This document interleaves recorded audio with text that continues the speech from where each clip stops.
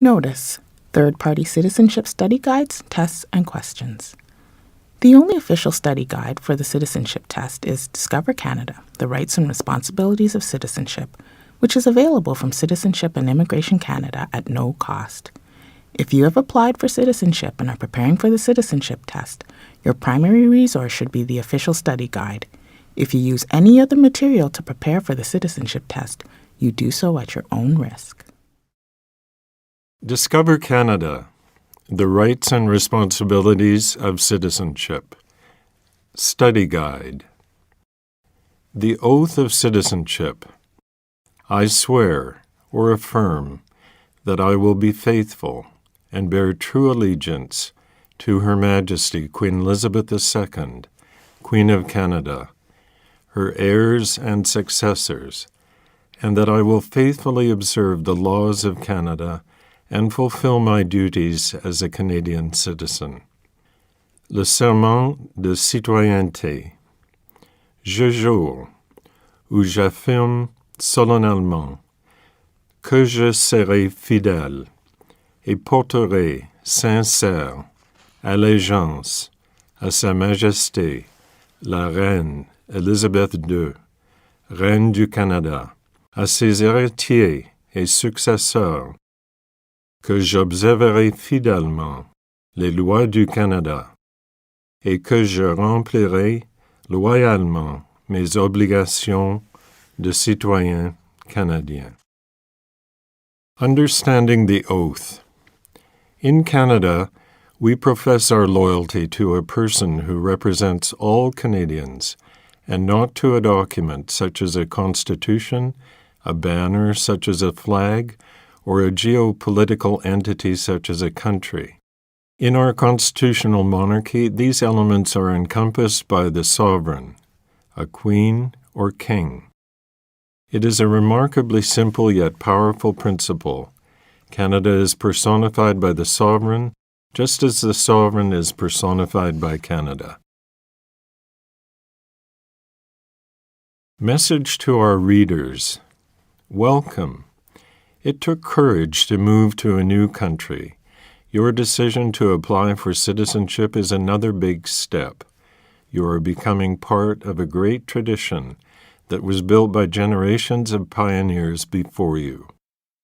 Once you have met all the legal requirements, we hope to welcome you as a new citizen with all the rights and responsibilities of citizenship. Canada has welcomed generations of newcomers to our shores to help us build a free, law-abiding, and prosperous society. For 400 years, settlers and immigrants have contributed to the diversity and richness of our country, which is built on a proud history and a strong identity. Canada is a constitutional monarchy, a parliamentary democracy, and a federal state. Canadians are bound together by a shared commitment to the rule of law and to the institutions of parliamentary government. Canadians take pride in their identity and have made sacrifices to defend their way of life. By coming to Canada and taking this important step towards Canadian citizenship, you are helping to write the continuing story of Canada. Immigrants between the ages of 18 and 54 must have adequate knowledge of English or French in order to become Canadian citizens. You must also learn about voting procedures, Canada's history, symbols, democratic institutions, geography, and the rights and responsibilities of citizenship. Canadian citizens enjoy many rights, but Canadians also have responsibilities. They must obey Canada's laws and respect the rights and freedoms of others. This guide will help you prepare to become a Canadian citizen. Good luck. For information about Citizenship and Immigration Canada, visit our website at www.cic.gc.ca.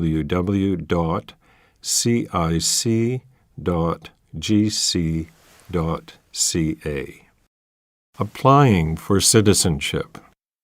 When you apply for citizenship, officials will check your status, verify that you are not prohibited from applying, and ensure that you meet the requirements.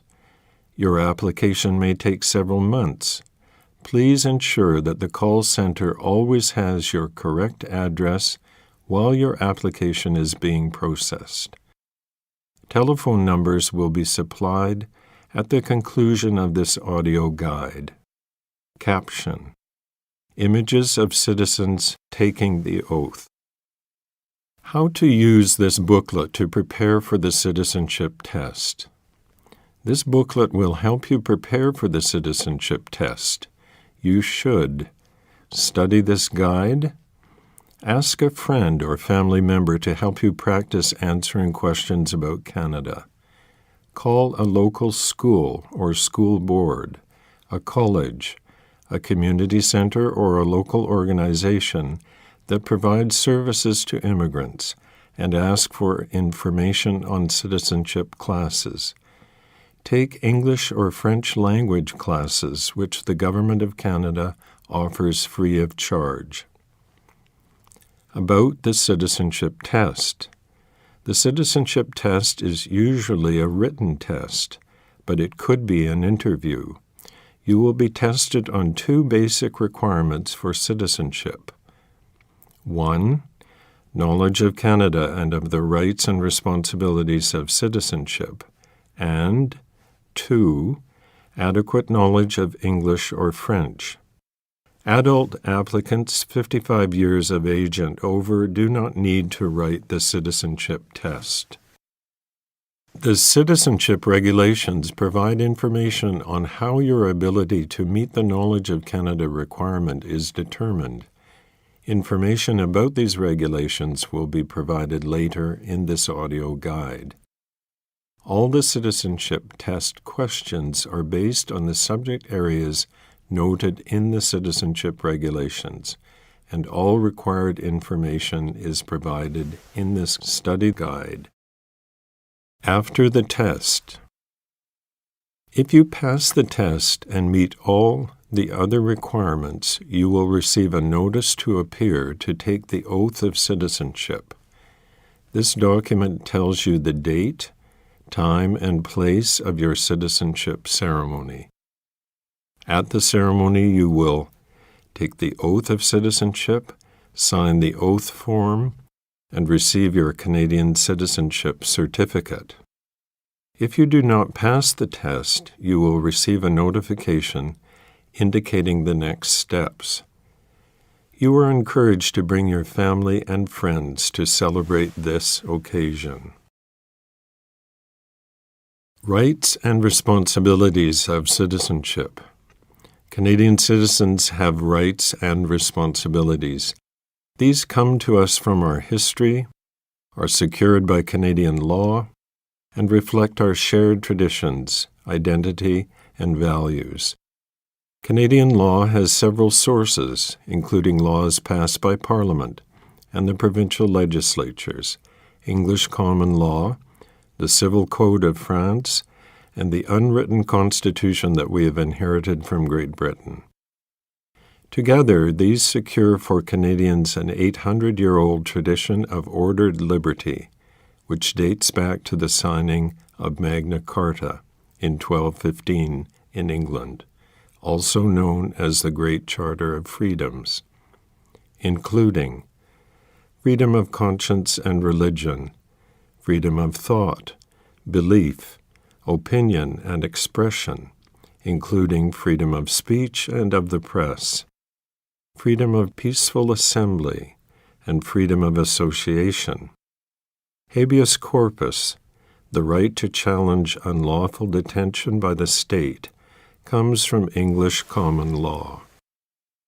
The Constitution of Canada was amended in 1982 to entrench the Canadian Charter of Rights and Freedoms, which begins with the words, "Whereas Canada is founded upon principles that recognize the supremacy of God and the rule of law." This phrase underlines the importance of religious traditions to Canadian society and the dignity and worth of the human person. The Charter attempts to summarize fundamental freedoms while also setting out additional rights. The most important of these include mobility rights. Canadians can live and work anywhere they choose in Canada, enter and leave the country freely, and apply for a passport. Aboriginal peoples' rights. The rights guaranteed in the Charter will not adversely affect any treaty or other rights or freedoms of Aboriginal peoples. Official language rights and minority language educational rights. French and English have equal status in Parliament and throughout the government. Multiculturalism. A fundamental characteristic of the Canadian heritage and identity. Canadians celebrate the gift of one another's presence and work hard to respect pluralism and live in harmony. Caption: Image of Queen Elizabeth II proclaiming the amended Constitution in Ottawa in 1982.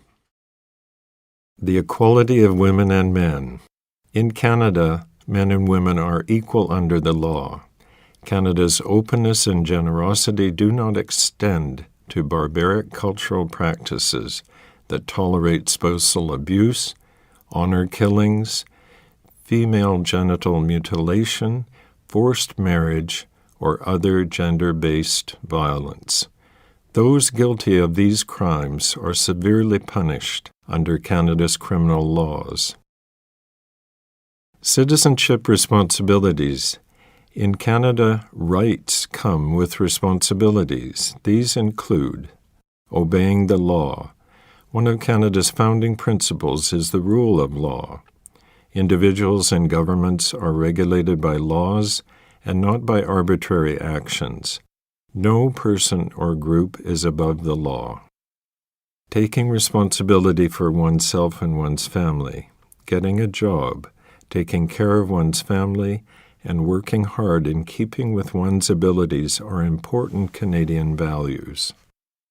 Work contributes to personal dignity and self-respect, and to Canada's prosperity.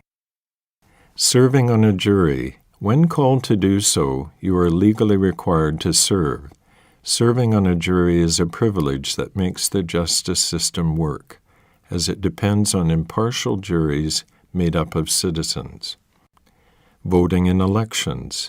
The right to vote comes with a responsibility to vote in federal, provincial, or territorial and local elections. Helping others in the community. Millions of volunteers freely donate their time to help others without pay by helping people in need, assisting at your child's school, volunteering at a food bank or other charity, or encouraging newcomers to integrate. Volunteering is an excellent way to gain useful skills and develop friends and contacts. Protecting and enjoying our heritage and environment. Every citizen has a role to play in avoiding waste and pollution while protecting Canada's natural, cultural, and architectural heritage for future generations. Defending Canada. There is no compulsory military service in Canada. However, serving in the regular Canadian Forces, Navy, Army, and Air Force is a noble way to contribute to Canada and an excellent career choice. More information can be obtained online from the Canadian Forces website at www.forces.ca. You can serve in your local part-time Navy, militia, and air reserves and gain valuable experience, skills, and contacts. Young people can learn discipline, responsibility, and skills by getting involved in the cadets. More information can be obtained online from the Canadian Cadet Organization's website at www.cadets.ca. You may also serve in the Coast Guard or emergency services in your community, such as a police force or fire department, By helping to protect your community, you follow in the footsteps of Canadians before you who made sacrifices in the service of our country. Who we are. Canada is known around the world as a strong and free country. Canadians are proud of their unique identity. We have inherited the oldest continuous constitutional tradition in the world. We are the only constitutional monarchy in North America. Our institutions uphold a commitment to peace, order, and good government, a key phrase in Canada's original constitutional document in 1867, the British North America Act. A belief in ordered liberty, enterprise, hard work, and fair play have enabled Canadians to build a prosperous society in a rugged environment from our Atlantic shores to the Pacific Ocean and to the Arctic Circle. So much so that poets and songwriters have hailed Canada as the Great Dominion. To understand what it means to be Canadian, it is important to know about our three founding peoples, Aboriginal, French, and British. Caption: Images of a Métis man from Alberta, of a Cree dancer, of Inuit children in Iqaluit, Nunavut, and of the Haida artist Bill Reid carving a totem pole. Aboriginal peoples. The ancestors of Aboriginal peoples are believed to have migrated from Asia many thousands of years ago. They were well established here long before explorers from Europe first came to North America. Diverse, vibrant First Nations cultures were rooted in religious beliefs about their relationship to the Creator, the natural environment, and each other. Aboriginal and treaty rights are in the Canadian Constitution. Territorial rights were first guaranteed through the Royal Proclamation of 1763 by King George III and established the basis for negotiating treaties with newcomers, treaties that were not always fully respected. From the 1800s until the 1980s, the federal government placed many Aboriginal children in residential schools to educate and assimilate them into mainstream Canadian culture. The schools were poorly funded and inflicted hardship on the students. Some were physically abused. Aboriginal languages and cultural practices were mostly prohibited. In 2008, Ottawa formally apologized to the former students. In today's Canada, Aboriginal peoples enjoyed renewed pride and confidence and have made significant achievements in agriculture, the environment, business, and the arts. Today, the term Aboriginal peoples refer to three distinct groups. Indian refers to all Aboriginal people who are not Inuit or Métis. In the 1970s, the term First Nations began to be used. Today, about half of First Nations people live on reserve land in about 600 communities, while the other half live off-reserve, mainly in urban centers. The Inuit, which means the people in the Inuktitut language, live in small, scattered communities across the Arctic. Their knowledge of the land, sea, and wildlife enabled them to adapt to one of the harshest environments on Earth. The Métis are a distinct people of mixed Aboriginal and European ancestry, the majority of whom live in the prairie provinces. They come from both French and English-speaking backgrounds and speak their own dialect, Michif. About 65% of the Aboriginal people are First Nations, while 30% are Métis and 4% Inuit. Unity in diversity. John Buchan, the first Baron Tweedsmuir, was a popular Governor-General of Canada in 1935 to 1940. In a speech to the Canadian Club of Halifax in 1937, he noted that immigrant groups should retain their individuality and each make its contribution to the national character. Each could learn from the other, and while they cherish their own special loyalties and traditions, they cherish not less that new loyalty and tradition which springs from their union. The 15th Governor-General is shown in blood Kainai First Nation headdress. Caption: Images of the St. Patrick's Day Parade in Montreal, Quebec. A Highland dancer in Maxville, Ontario. A family celebrating Fête Nationale in Gatineau, Quebec.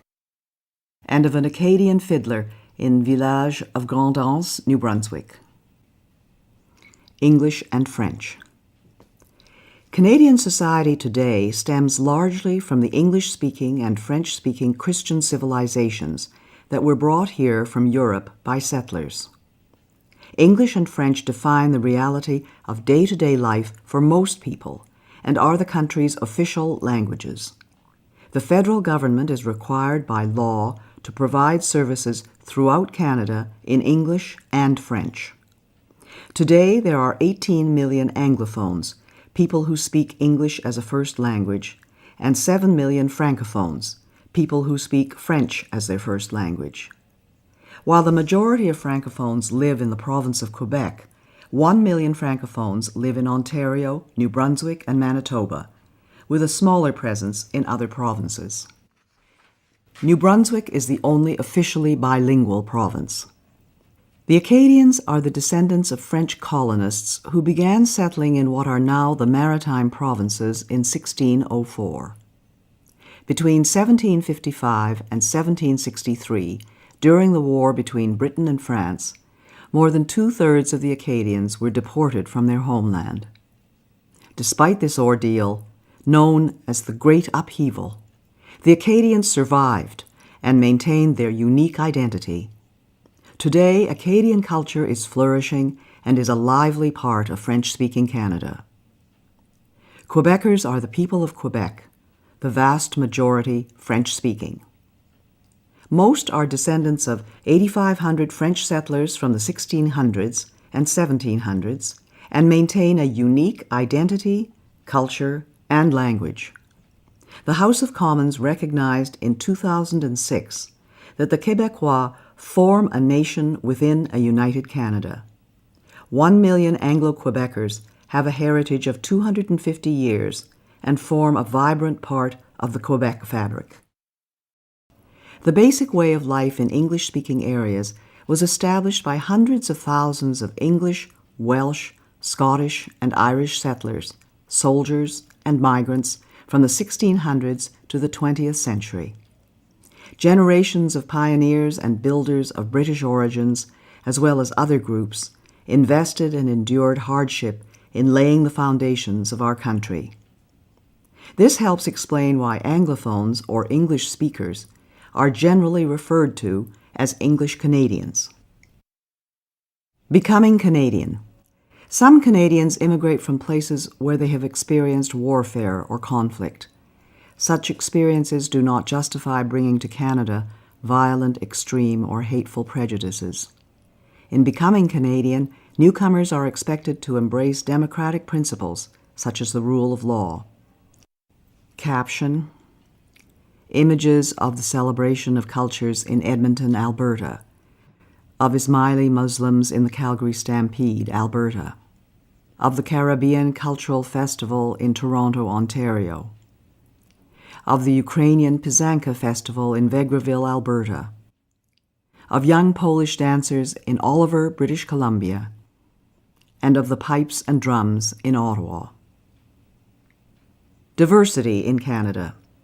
The majority of Canadians were born in this country, and this has been true since the 1800s.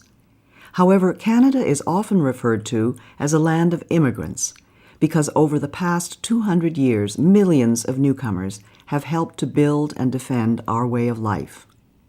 Many ethnic and religious groups live and work in peace as proud Canadians. The largest groups are the English, French, Scottish, Irish, German, Italian, Chinese, Aboriginal, Ukrainian, Dutch, South Asian, and Scandinavian. Since the 1970s, most immigrants have come from Asian countries. Non-official languages are widely spoken in Canadian homes. Chinese languages are the second most spoken at home after English in 2 of Canada's biggest cities. In Vancouver, 13% of the population speak Chinese languages at home. In Toronto, the number is 7%. The great majority of Canadians identify as Christians. The largest religious affiliation is Catholic, followed by various Protestant churches. The numbers of Muslims, Jews, Hindus, Sikhs, and members of other religions, as well as people who state no religion, are also growing. In Canada, the state has traditionally partnered with faith communities to promote social welfare, harmony, and mutual respect, to provide schools and health care, to resettle refugees, and to uphold religious freedom, religious expression, and freedom of conscience. Canada's diversity includes gay and lesbian Canadians who enjoy the full protection of and equal treatment under the law, including access to civil marriage. Together, these diverse groups sharing a common Canadian identity make up today's multicultural society. Caption: Images of Christmas in Gatineau, Chinese-Canadian War Veterans, Notre-Dame-des-Victoires in Quebec City, and the Chinese New Year celebration in Vancouver. Image of Marjorie Turner Bailey with caption: Olympian Marjorie Turner Bailey of Nova Scotia is a descendant of Black Loyalists, escaped slaves, and freed men and women of African origin who in the 1780s fled to Canada from America, where slavery remained legal until 1863. Canada's history. Aboriginal peoples. When Europeans explored Canada, they found all regions occupied by native peoples they called Indians, because the first explorers thought they had reached the East Indies. The native people lived off the land, some by hunting and gathering, others by raising crops. The Huron-Wendat of the Great Lake region, like the Iroquois, were farmers and hunters. The Cree and Dene of the Northwest were hunter-gatherers. The Sioux were nomadic, following the bison or buffalo herd. The Inuit lived off Arctic wildlife. West Coast natives preserved fish by drying and smoking. Warfare was common among Aboriginal groups as they competed for land, resources, and prestige. The arrival of the European traders, missionaries, soldiers, and colonists changed the native way of life forever. Large numbers of Aboriginals died of European diseases to which they lacked immunity.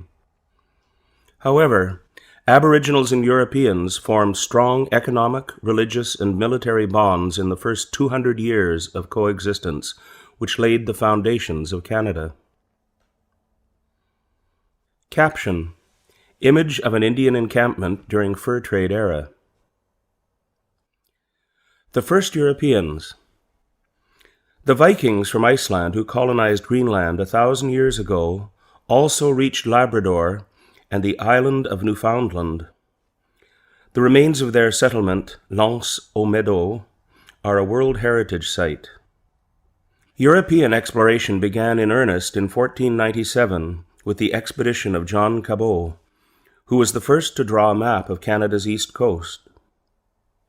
Image of John Cabot with caption: John Cabot, an Italian immigrant to England, was the first to map Canada's Atlantic shore, setting foot on Newfoundland, or Cape Breton Island, in 1497, and claiming the new-found land for England.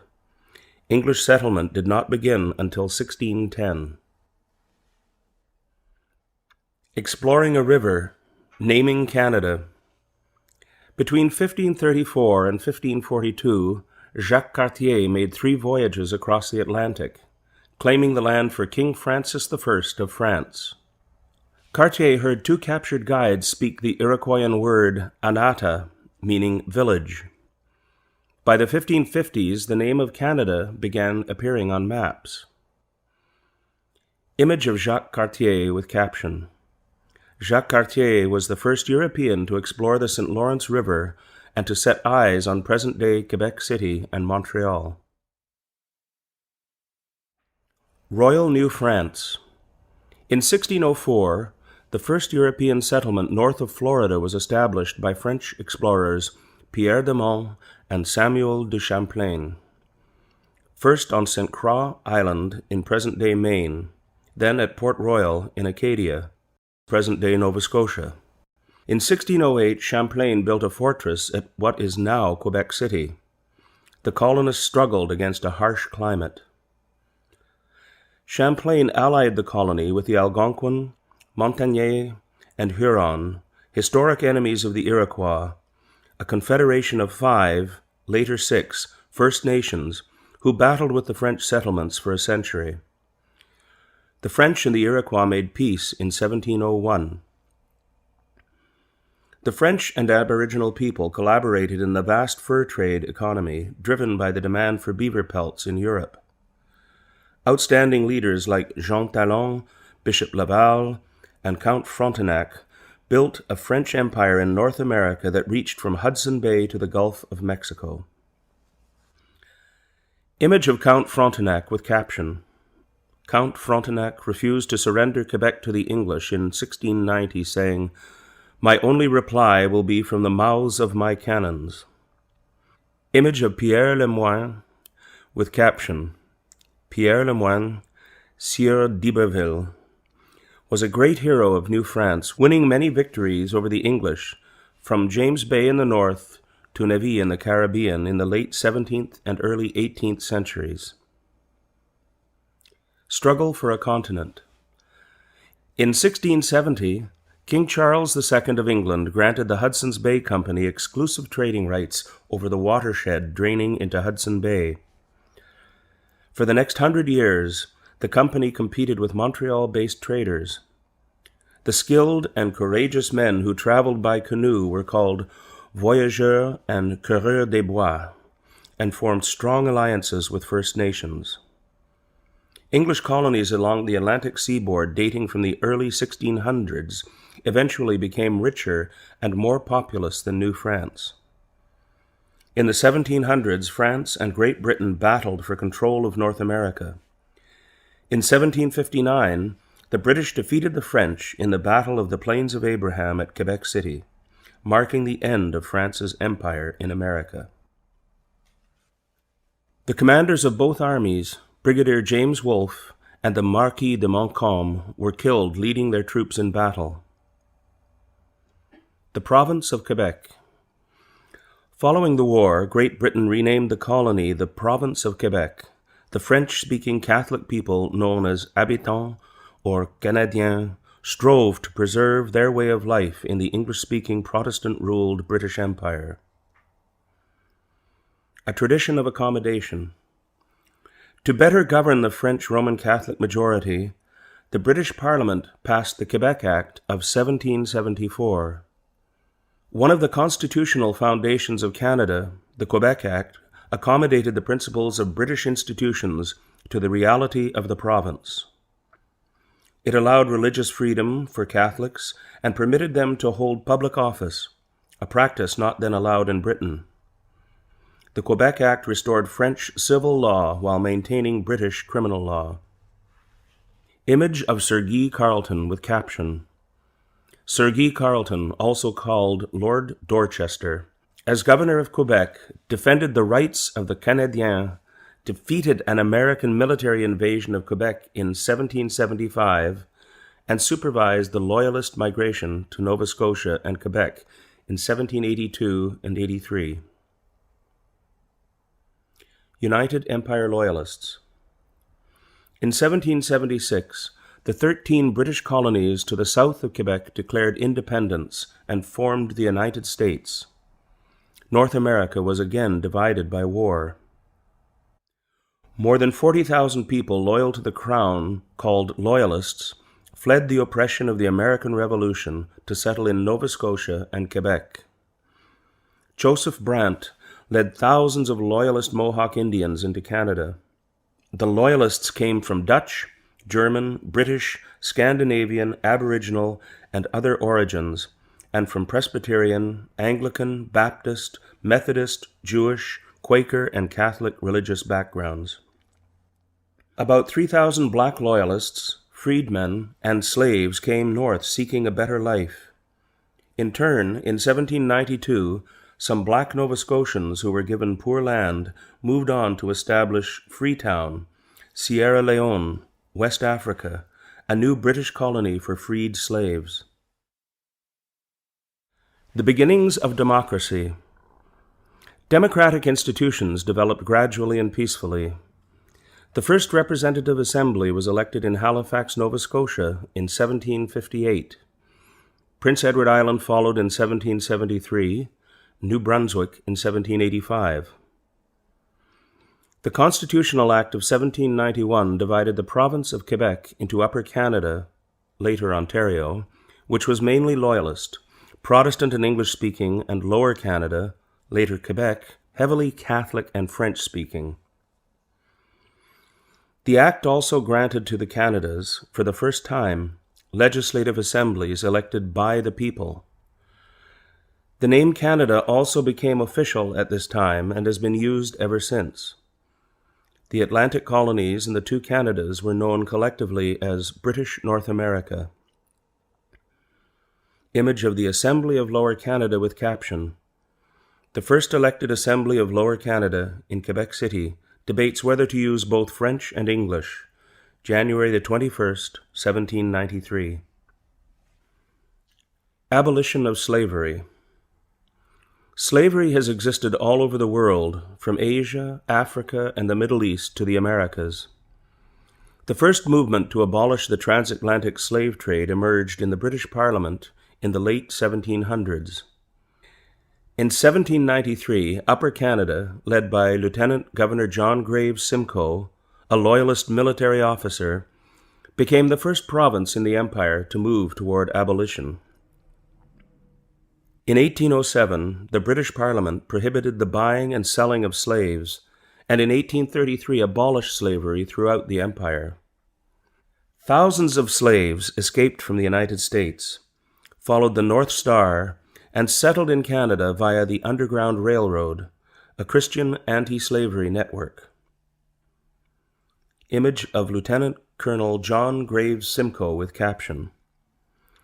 Lieutenant Colonel John Graves Simcoe was Upper Canada's first lieutenant governor and founder of the city of York, now Toronto. Simcoe also made Upper Canada the first province in the British Empire to abolish slavery.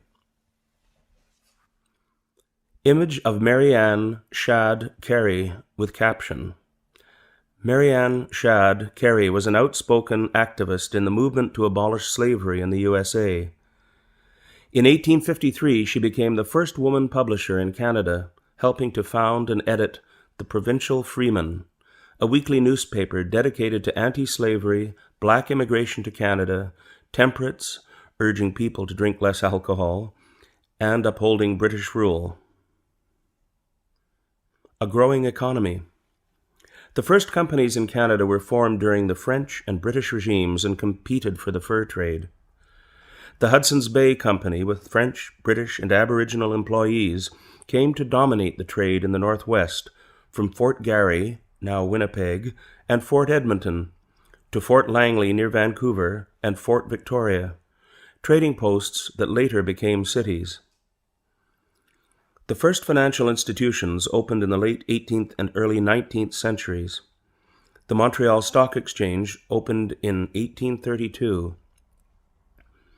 For centuries, Canada's economy was based mainly on farming and on exporting natural resources such as fur, fish, and timber, transported by roads, lakes, rivers, and canals. The War of 1812. The Fight for Canada. After the defeat of Napoleon Bonaparte's fleet in the Battle of Trafalgar in 1805, the Royal Navy ruled the waves. The British Empire, which included Canada, fought to resist Bonaparte's bid to dominate Europe. This led to American resentment at British interference with their shipping. Believing it would be easy to conquer Canada, the United States launched an invasion in June 1812. The Americans were mistaken. Canadian volunteers and First Nations, including Shawnee, led by Chief Tecumseh, supported British soldiers in Canada's defense. In July, Major General Sir Isaac Brock captured Detroit but was killed while defending against an American attack at Queenston Heights near Niagara Falls, a battle the Americans lost. In 1813, Lieutenant Colonel Charles de Salaberry and 460 soldiers, mostly French Canadiens, turned back 4,000 American invaders at Châteauguay, south of Montreal. In 1813, the Americans burned Government House and the Parliament buildings in York, now Toronto. In retaliation, in 1814, Major General Robert Ross led an expedition from Nova Scotia that burned down the White House and other public buildings in Washington, D.C. Ross died in battle soon afterwards and was buried in Halifax with full military honors. By 1814, the American attempt to conquer Canada had failed. The British paid for a costly Canadian defense system, including the citadels at Halifax and Quebec City, the naval dry dock at Halifax and Fort Henry at Kingston, today popular historic sites. The present-day Canada-USA border is partly an outcome of the War of 1812, which ensured that Canada would remain independent of the United States. Image of a Royal Navy frigate with caption, HMS Shannon, a Royal Navy frigate, leads the captured USS Chesapeake into Halifax Harbor, 1813. There were also naval battles on the Great Lakes. Image of Brock and Tecumseh with caption, Major General Sir Isaac Brock and Chief Tecumseh. Together, British troops, First Nations, and Canadian volunteers defeated an American invasion in 1812 to 1814. Image of a militiaman with caption, French-Canadian militiaman helped defend Canada in the War of 1812. Image of the Duke of Wellington with caption, The Duke of Wellington sent some of his best soldiers to defend Canada in 1814. He then chose Bytown, Ottawa, as the endpoint of the Rideau Canal, part of a network of forts to prevent the USA from invading Canada again. Wellington, who defeated Napoleon in 1815, therefore played a direct role in founding the national capital. Image of Laura Secord with caption, In 1813, Laura Secord, pioneer wife and mother of 5 children, made a dangerous 19-mile or 30-kilometer journey on foot to warn Lieutenant James Fitzgibbon of a planned American attack. Her bravery contributed to victory at the Battle of Beaver Dams. She is recognized as a heroine to this day. Rebellions of 1837-1838. In the 1830s, reformers in Upper and Lower Canada believed that progress toward full democracy was too slow. Some believed Canada should adopt American Republican values or even try to join the United States. When armed rebellions occurred in 1837-1838 in the area outside Montreal and in Toronto, the rebels did not have enough public support to succeed. They were defeated by British troops and Canadian volunteers. A number of rebels were hanged or exiled. Some exiles later returned to Canada. Lord Durham, an English reformer sent to report on the rebellions, recommended that Upper and Lower Canada be merged and given responsible government. This meant that the ministers of the Crown must have the support of a majority of the elected representatives in order to govern. Controversially, Lord Durham also said that the quickest way for the Canadiens to achieve progress was to assimilate into English-speaking Protestant culture. This recommendation demonstrated a complete lack of understanding of French Canadians, who sought to uphold the distinct identity of French Canada. Some reformers, including Sir Etienne Paschal-Taché and Sir Georges-Étienne Cartier, later became fathers of Confederation, as did a former member of the voluntary government militia in Upper Canada, Sir John A. Macdonald. Responsible government. In 1840, Upper and Lower Canada were united as the province of Canada. Reformers such as Sir Louis Hippolyte Lafontaine and Robert Baldwin, in parallel with Joseph Howe in Nova Scotia, worked with British governors toward responsible government. The first British North American colony to attain full responsible government was Nova Scotia in 1847 to 1848. In 1848 and 1849, the Governor of United Canada, Lord Elgin, with encouragement from London, introduced responsible government. This is the system that we have today. If the government loses a confidence vote in the Assembly, it must resign. La Fontaine, a champion of democracy and French language rights, became the first leader of a responsible government in the Canadas. Image of Sir Louis Hippolyte La Fontaine with caption, Sir Louis Hippolyte La Fontaine, a champion of French language rights, became the first head of a responsible government, similar to a prime minister, in Canada in 1849. Confederation. From 1864 to 1867, representatives of Nova Scotia, New Brunswick, and the province of Canada, with British support, worked together to establish a new country. These men are known as the Fathers of Confederation. They created two levels of government, federal and provincial. The old province of Canada was split into two new provinces, Ontario and Quebec, which together with New Brunswick and Nova Scotia formed the new country called the Dominion of Canada. Each province would elect its own legislature and have control of such areas as education and health. The British Parliament passed the British North America Act in 1867. The Dominion of Canada was officially born on July 1, 1867. Until 1982, July 1st was celebrated as Dominion Day, to commemorate the day that Canada became a self-governing dominion. Today, it is officially known as Canada Day. Image of the Fathers of Confederation with caption, The Fathers of Confederation established the Dominion of Canada on July 1, 1867, the birth of the country that we know today. Image of Dominion of Canada $1 bill with caption, Dominion of Canada $1 bill, 1923, showing King George V, who assigned Canada's national colors, white and red, in 1921, the colors of our national flag today. Dominion from sea to sea.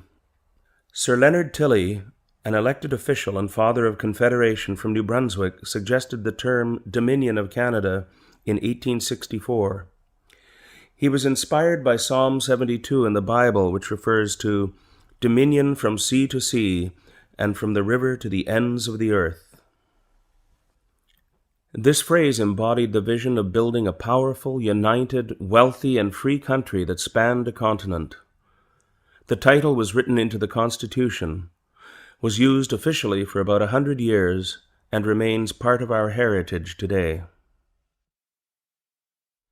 Expansion of the Dominion. The following list identifies when the provinces and territories became part of Canada. 1867, Ontario, Quebec, Nova Scotia, and New Brunswick. 1870, Manitoba and the Northwest Territories. 1871, British Columbia. 1873, Prince Edward Island. 1880, the Arctic Islands were transferred to the Northwest Territories. 1898, the Yukon Territory. 1905, Alberta and Saskatchewan. 1949, Newfoundland and Labrador. 1999, Nunavut. Did you know? In the 1920s, some believed that the British West Indies, British territories in the Caribbean Sea, should become part of Canada. This did not occur, though Canada and Commonwealth Caribbean countries and territories enjoy close ties today. Canada's first Prime Minister. In 1867, Sir John Alexander Macdonald, a father of Confederation, became Canada's first Prime Minister. Born in Scotland on January 11, 1815, he came to Upper Canada as a child. He was a lawyer in Kingston, Ontario, a gifted politician, and a colorful personality. Parliament has recognized January the 11th as Sir John A. Macdonald Day. His portrait is on the $10 bill. Caption: Image of Sir John Macdonald. Sir George Etienne Cartier was the key architect of Confederation from Quebec. A railway lawyer, Montrealer, close ally of Macdonald and patriotic Canadien, Cartier led Quebec into Confederation and helped negotiate the entry of the Northwest Territories, Manitoba, and British Columbia into Canada. Challenge in the West. When Canada took over the vast Northwest region from the Hudson's Bay Company in 1869, the 12,000 Métis of the Red River were not consulted. In response, Louis Riel led an armed uprising and seized Fort Garry, the territorial capital. Canada's future was in jeopardy. How could the Dominion reach from sea to sea if it could not control the interior? Ottawa sent soldiers to retake Fort Garry in 1870. Riel fled to the United States, and Canada established a new province, Manitoba. Riel was elected to Parliament, but never took his seat. Later, as Métis and Indian rights were again threatened by westward settlement, a second rebellion in 1885 in present-day Saskatchewan led to Riel's trial and execution for high treason, a decision that was strongly opposed in Quebec. Riel is seen by many as a hero, a defender of Métis rights, and the father of Manitoba. After the first Métis uprising, Prime Minister Macdonald established the Northwest Mounted Police in 1873 to pacify the West and assist in negotiations with the Indians. The Northwest Mounted Police founded Fort Calgary, Fort Macleod, and other centers that today are cities and towns. Regina became its headquarters.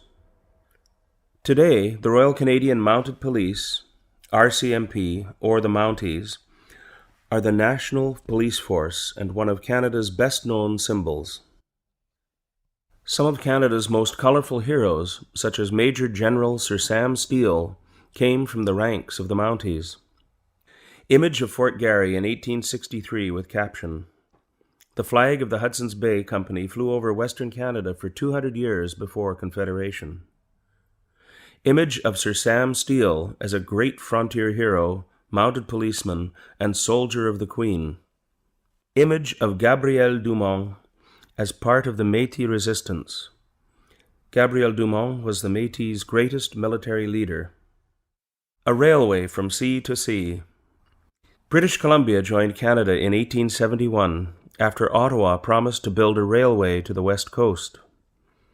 On November 7, 1885, a powerful symbol of unity was completed when Donald Smith, Lord Strathcona, the Scottish-born director of the Canadian Pacific Railway, or CPR, drove the last spike. The project was financed by British and American investors and built by both European and Chinese labor. Afterwards, the Chinese were subject to discrimination, including the head tax, a race-based entry fee. The Government of Canada apologized in 2006 for this discriminatory policy. After many years of heroic work, the CPR's Ribbons of Steel fulfilled a national dream. Image of a train and crew members with caption: Members of the train crew pose with a westbound Pacific Express at the first crossing of the Illecillewaet River near Glacier in British Columbia in 1886. Image of a Chinese workers' camp on the CPR, Kamloops, in British Columbia in 1886. Moving westward. Canada's economy grew and became more industrialized during the economic boom of the 1890s and early 1900s. 1 million British and 1 million Americans immigrated to Canada at this time. Sir Wilfrid Laurier became the first French-Canadian Prime Minister since Confederation and encouraged immigration to the West. His portrait is on the $5 bill. The railway made it possible for immigrants, including 170,000 Ukrainians, 115,000 Poles, and tens of thousands from Germany, France, Norway, and Sweden to settle in the West before 1914 and develop a thriving agricultural sector. The First World War. Most Canadians were proud to be part of the British Empire. Over 7,000 volunteered to fight in the South African War from 1899 to 1902, popularly known as the Boer War, and over 260 died. In 1900, Canadians took part in the battles of Paardeberg, Horse Mountain, and Lillefontaine, victories that strengthened national pride in Canada. When Germany attacked Belgium and France in 1914 and Britain declared war, Ottawa formed the Canadian Expeditionary Force, later the Canadian Corps. More than 600,000 Canadians served in the war, most of them volunteers, out of a total population of 8 million. On the battlefield, the Canadians proved to be tough, innovative soldiers. Canada shared in the tragedy and triumph of the Western Front. The Canadian Corps captured Vimy Ridge in April 1917 with 10,000 killed or wounded, securing the Canadians' reputation for valor as the shock troops of the British Empire. One Canadian officer said, "It was Canada from the Atlantic to the Pacific on parade. In those few minutes, I witnessed the birth of a nation." April 9th is celebrated as Vimy Day. Regrettably, from 1914 to 1920, Ottawa interned over 8,000 former Austro-Hungarian subjects, mainly Ukrainian men, as enemy aliens in 24 labor camps across Canada, even though Britain advised against the policy. In 1918, under the command of General Sir Arthur Currie, Canada's greatest soldier, the Canadian Corps advanced alongside the French and British Empire troops in the last 100 days. These included the victorious Battle of Amiens on August 8, 1918, which the Germans called the Black Day of the German Army, followed by Arras, Canal du Nord, Cambrai, and Mons. With Germany and Austria's surrender, the war ended in the armistice on November 11, 1918. In total, 60,000 Canadians were killed and 170,000 wounded. The war strengthened both national and imperial pride, particularly in English Canada. Captions: Image of a sergeant, Fort Garry Horse of the Canadian Expeditionary Force in 1916. Image of Sir Arthur Currie, a reserve officer who became Canada's greatest soldier. Image of a cap badge with caption, "Maple Leaf Cap Badge from the First World War." Canada's soldiers began using the maple leaf in the 1850s.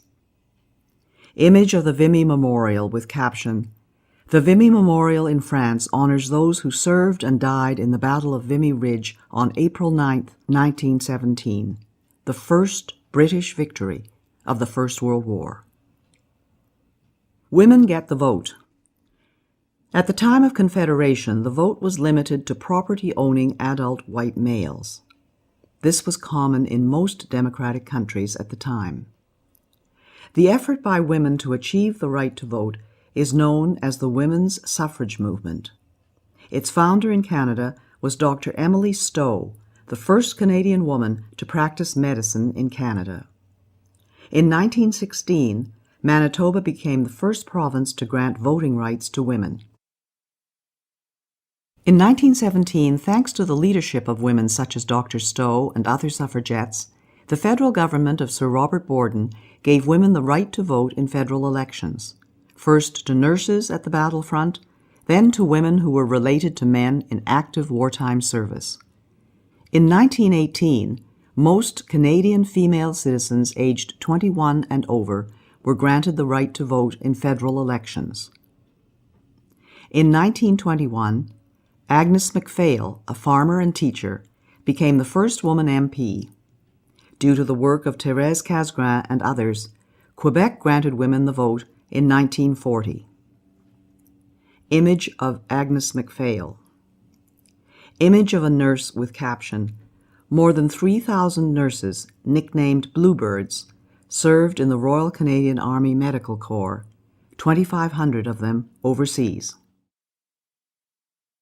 Canadians remember the sacrifices of our veterans and brave fallen in all wars up to the present day in which Canadians took part, each year on November 11th, Remembrance Day. Canadians wear the red poppy and observe a moment of silence at the 11th hour of the 11th day of the 11th month to honor the sacrifices of over 1 million brave men and women who have served and the 110,000 who have given their lives. Canadian Medical Officer Lieutenant Colonel John McCrae composed the poem In Flanders Fields in 1915. It is often recited on Remembrance Day. In Flanders fields, the poppies blow between the crosses, row on row that mark our place, and in the sky the larks, still bravely singing, fly scarce heard amid the guns below. We are the dead. Short days ago we lived, felt dawn, saw sunset glow, loved and were loved, and now we lie in Flanders fields. Take up our quarrel with the foe. To you from failing hands we throw the torch.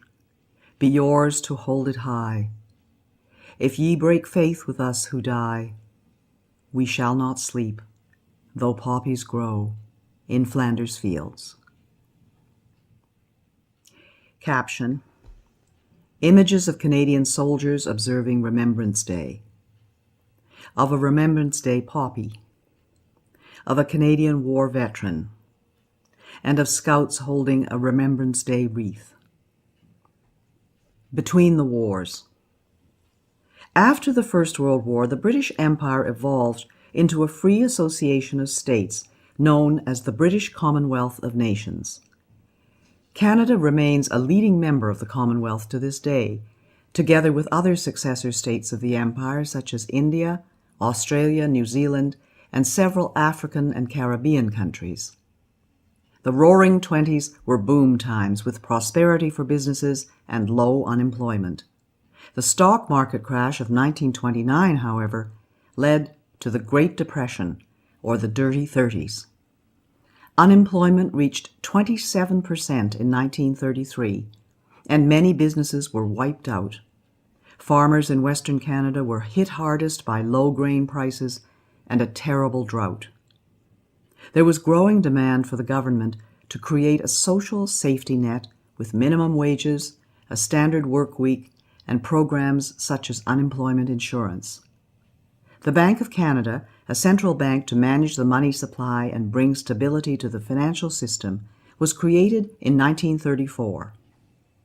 Immigration dropped, and many refugees were turned away, including Jews trying to flee Nazi Germany in 1939. Caption: Image of Phil Edwards with caption: Phil Edwards was a Canadian track and field champion. Born in British Guyana, he won bronze medals for Canada in the 1928, 1932, and 1936 Olympics, then graduated from McGill University Medical School. He served as a captain in the Canadian Army during the Second World War, and as a Montreal doctor, became an expert in tropical diseases. The D-Day invasion, June 6, 1944. In order to defeat Nazism and fascism, the Allies invaded Nazi-occupied Europe. Canadians took part in the liberation of Italy in 1943 to 1944.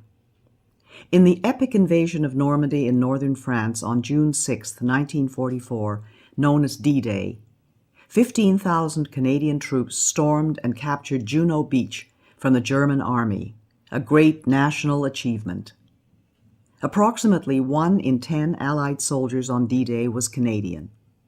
The Canadian Army liberated the Netherlands in 1944 to 1945 and helped force the German surrender of May 8, 1945, bringing to an end 6 years of war in Europe. Caption. Image of painting by Orville Fisher with caption, "In the Second World War, the Canadians captured Juno Beach as part of the Allied invasion of Normandy on D-Day, June 6, 1944. The Second World War. The Second World War began in 1939 when Adolf Hitler, the National Socialist Nazi dictator of Germany, invaded Poland and conquered much of Europe. Canada joined with its democratic allies in the fight to defeat tyranny by force of arms. More than 1 million Canadians and Newfoundlanders, at that time Newfoundland was a separate British entity, served in the Second World War, out of a population of 11.5 million. This was a high proportion, and of these, 44,000 were killed. The Canadians fought bravely and suffered losses in the unsuccessful defense of Hong Kong in 1941 from attack by Imperial Japan, and in a failed raid on Nazi-controlled Dieppe on the coast of France in 1942. The Royal Canadian Air Force took part in the Battle of Britain and provided a high proportion of Commonwealth aircrew in bombers and fighter planes over Europe. Moreover, Canada contributed more to the Allied air effort than any other Commonwealth country, with over 130,000 Allied aircrew trained in Canada under the British Commonwealth Air Training Plan. The Royal Canadian Navy saw its finest hour in the Battle of the Atlantic, protecting convoys of merchant ships against German submarines. Canada's merchant navy helped to feed, clothe, and resupply Britain. At the end of the Second World War, Canada had the third largest navy in the world. In the Pacific War, Japan invaded the Aleutian Islands, attacked a lighthouse on Vancouver Island, launched fire balloons over BC and the prairies, and grossly maltreated Canadian prisoners of war captured at Hong Kong. Japan surrendered on August 14, 1945, the end of 4 years of war in the Pacific. Regrettably, the state of war and public opinion in BC led to the forcible relocation of Canadians of Japanese origin by the federal government and the sale of their property without compensation. This occurred even though the military and the Royal Canadian Mounted Police told Ottawa that they posed little danger to Canada. The Government of Canada apologized in 1988 for wartime wrongs and compensated the victims. Modern Canada. Trade and economic growth. Post-war Canada enjoyed record prosperity and material progress. The world's restrictive trading policies in the Depression era were opened up by such treaties as the General Agreement on Tariffs and Trade, now the World Trade Organization. The discovery of oil in Alberta in 1947 began Canada's modern energy industry. In 1951, for the first time, a majority of Canadians were able to afford adequate food, shelter, and clothing. Between 1945 and 1970, as Canada drew closer to the United States and other trading partners, the country enjoyed one of the strongest economies among industrialized nations. Today, Canadians enjoy one of the world's highest standards of living, maintained by the hard work of Canadians and by trade with other nations, in particular the United States. As prosperity grew, so did the ability to support social assistance programs. The Canada Health Act ensures common elements and a basic standard of coverage. Unemployment insurance, now called employment insurance, was introduced by the federal government in 1940. Old age security was devised as early as 1927, and the Canada and Quebec pension plans in 1965. Publicly funded education is provided by the provinces and territories. Captions. Image of a medical researcher. Image of Toronto with caption, "Toronto's business district is also Canada's financial capital." International engagement. Like Australia, New Zealand, and other countries, Canada developed its autonomy gradually with a capacity to make significant contributions internationally. The Cold War began when several liberated countries of Eastern Europe became part of a communist bloc controlled by the Soviet Union under the dictator Joseph Stalin. Canada joined with other democratic countries of the West to form the North Atlantic Treaty Organization, or NATO, a military alliance, and with the United States in the North American Aerospace Defense Command, or NORAD. Canada joined international organizations such as the United Nations, or UN. It participated in the UN operation defending South Korea in the Korean War in 1950 to 1953, with 500 dead and 1,000 wounded. Canada has taken part in numerous UN peacekeeping missions in places as varied as Egypt, Cyprus, and Haiti, as well as in other international security operations such as those in the former Yugoslavia and Afghanistan. Canada and Quebec. French-Canadian society and culture flourished in the post-war years. Quebec experienced an era of rapid change in the 1960s, known as the Quiet Revolution. Many Quebecers sought to separate from Canada. In 1963, Parliament established the Royal Commission on Bilingualism and Biculturalism. This led to the Official Languages Act of 1969, which guarantees French and English services in the federal government across Canada. In 1970, Canada helped found La Francophonie, an international association of French-speaking countries. The movement for Quebec sovereignty gained strength, but was defeated in a referendum in the province in 1980. After much negotiation, in 1982, the Constitution was amended without the agreement of Quebec.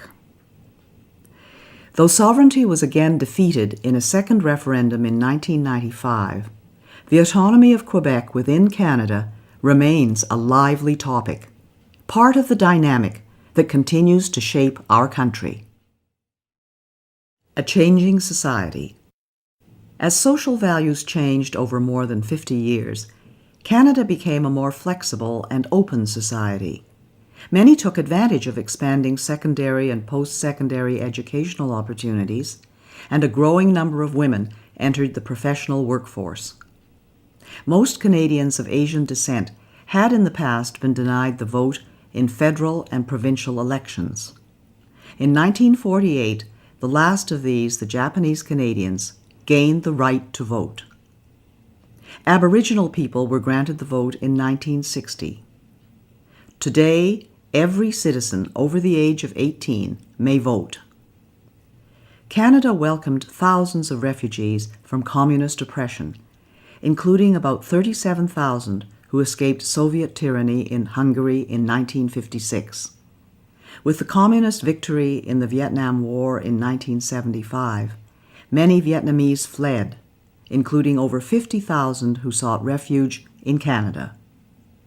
The idea of multiculturalism as a result of 19th and 20th century immigration gained a new impetus. By the 1960s, 1/3 of Canadians had origins that were neither British nor French, and took pride in preserving their distinct culture in the Canadian fabric.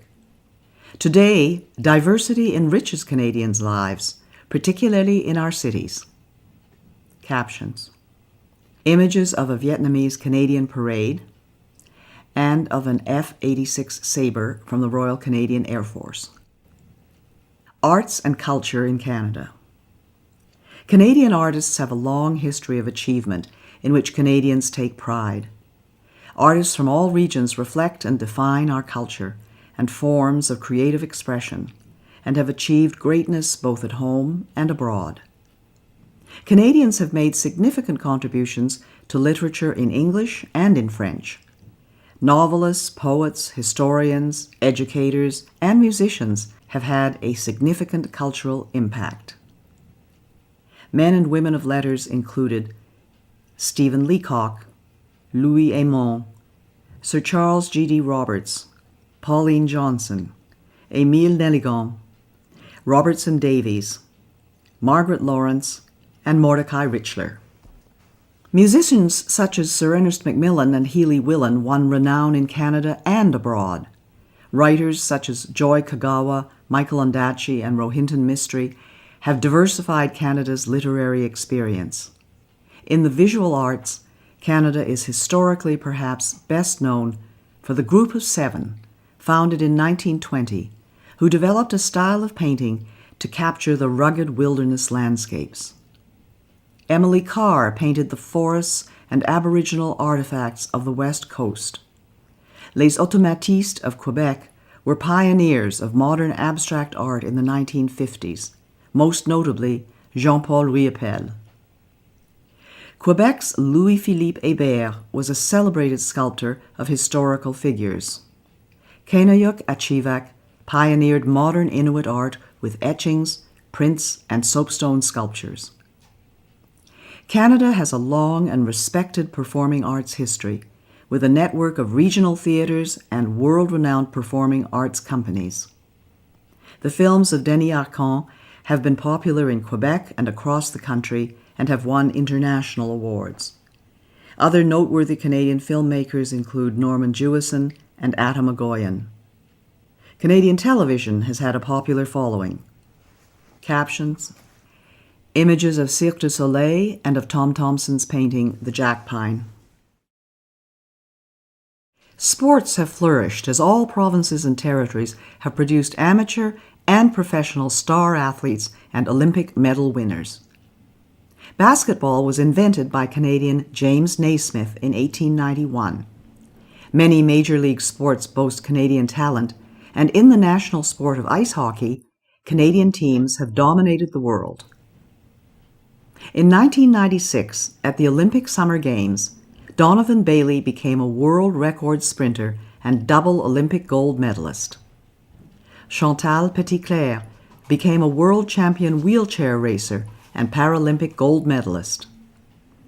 One of the greatest hockey players of all time, Wayne Gretzky, played for the Edmonton Oilers from 1979 to 1988. In 1980, Terry Fox, a British Columbian who lost his right leg to cancer at the age of 18, began a cross-country run, the Marathon of Hope, to raise money for cancer research. He became a hero to Canadians. While he did not finish the run and ultimately lost his battle with cancer, his legacy continues through yearly fundraising events in his name. In 1985, fellow British Columbian Rick Hansen circled the globe in a wheelchair to raise funds for spinal cord research. Canadian advances in science and technology are world-renowned and have changed the way the world communicates and does business. Marshall McLuhan and Harold Innis were pioneer thinkers.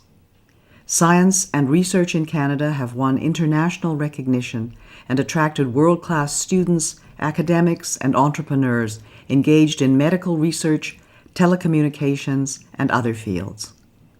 Since 1989, the Canadian Space Agency and Canadian astronauts have participated in space exploration, often using the Canadian-designed and built Canadarm.